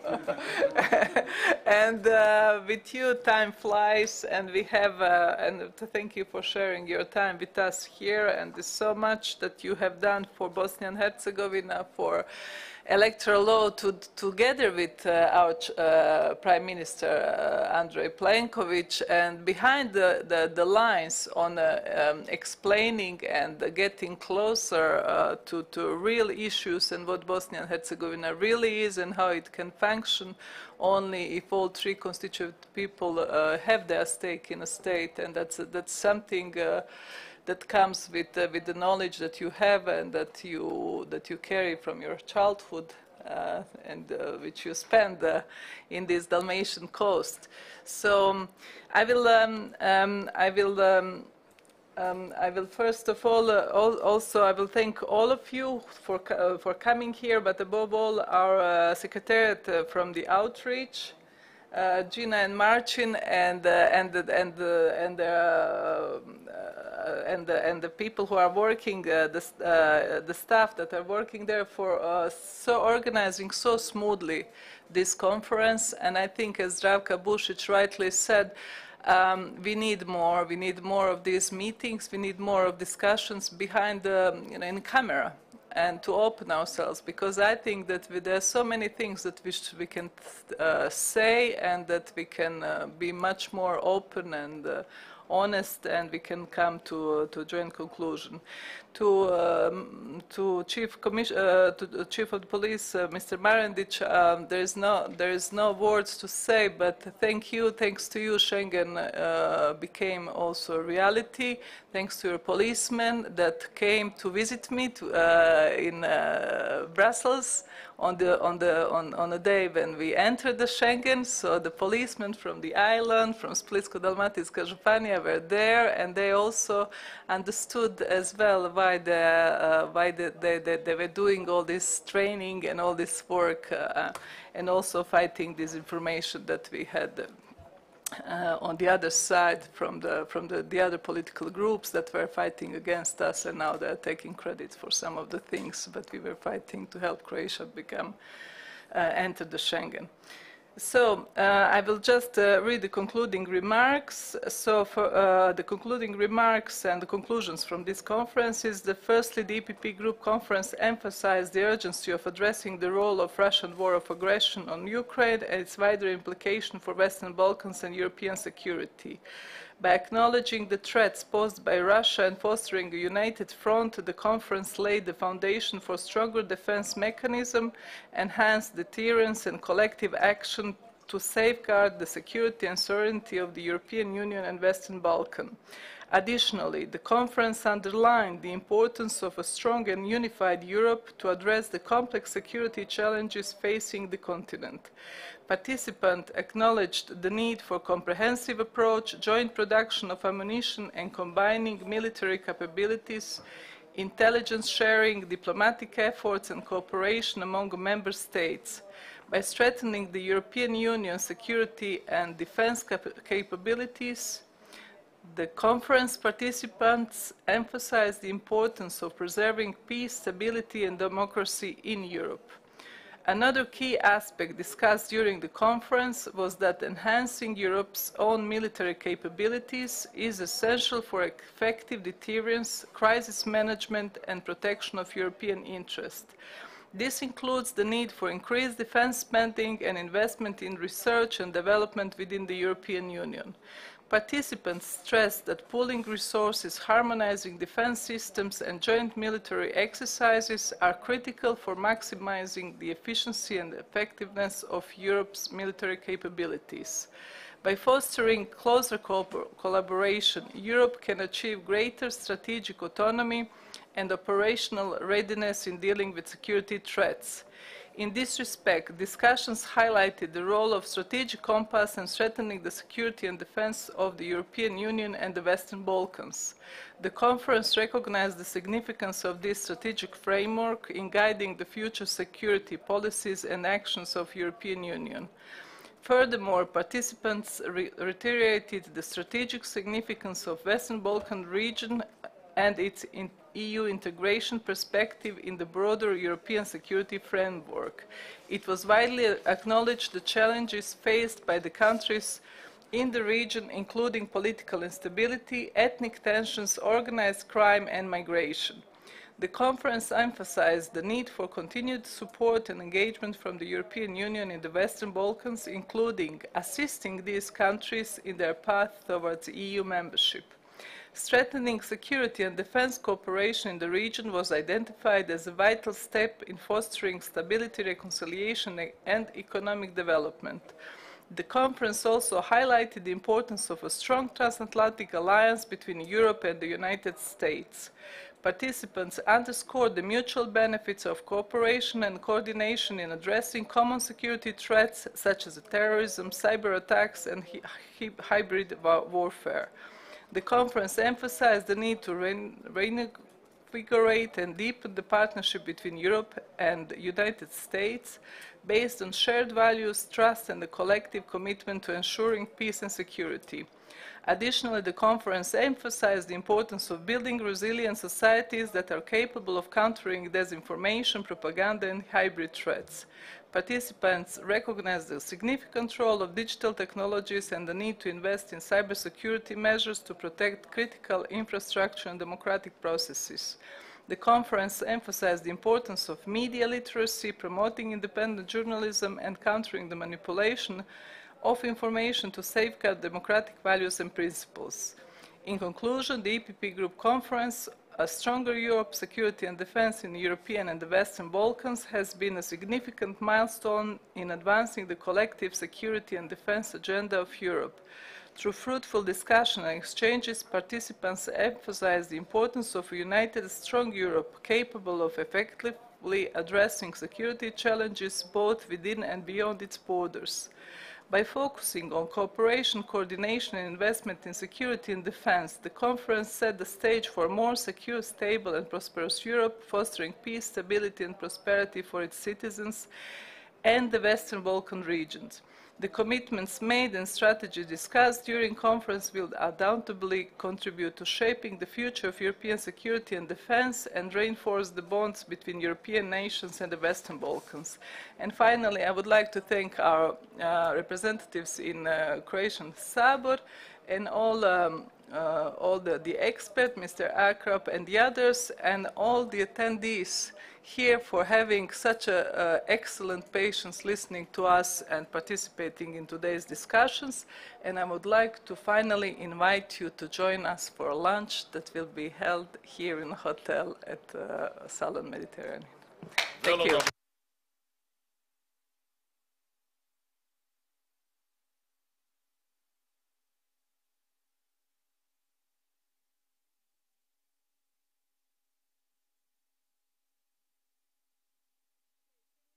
Before the lunch, just to go outside to take a group photo. Yeah.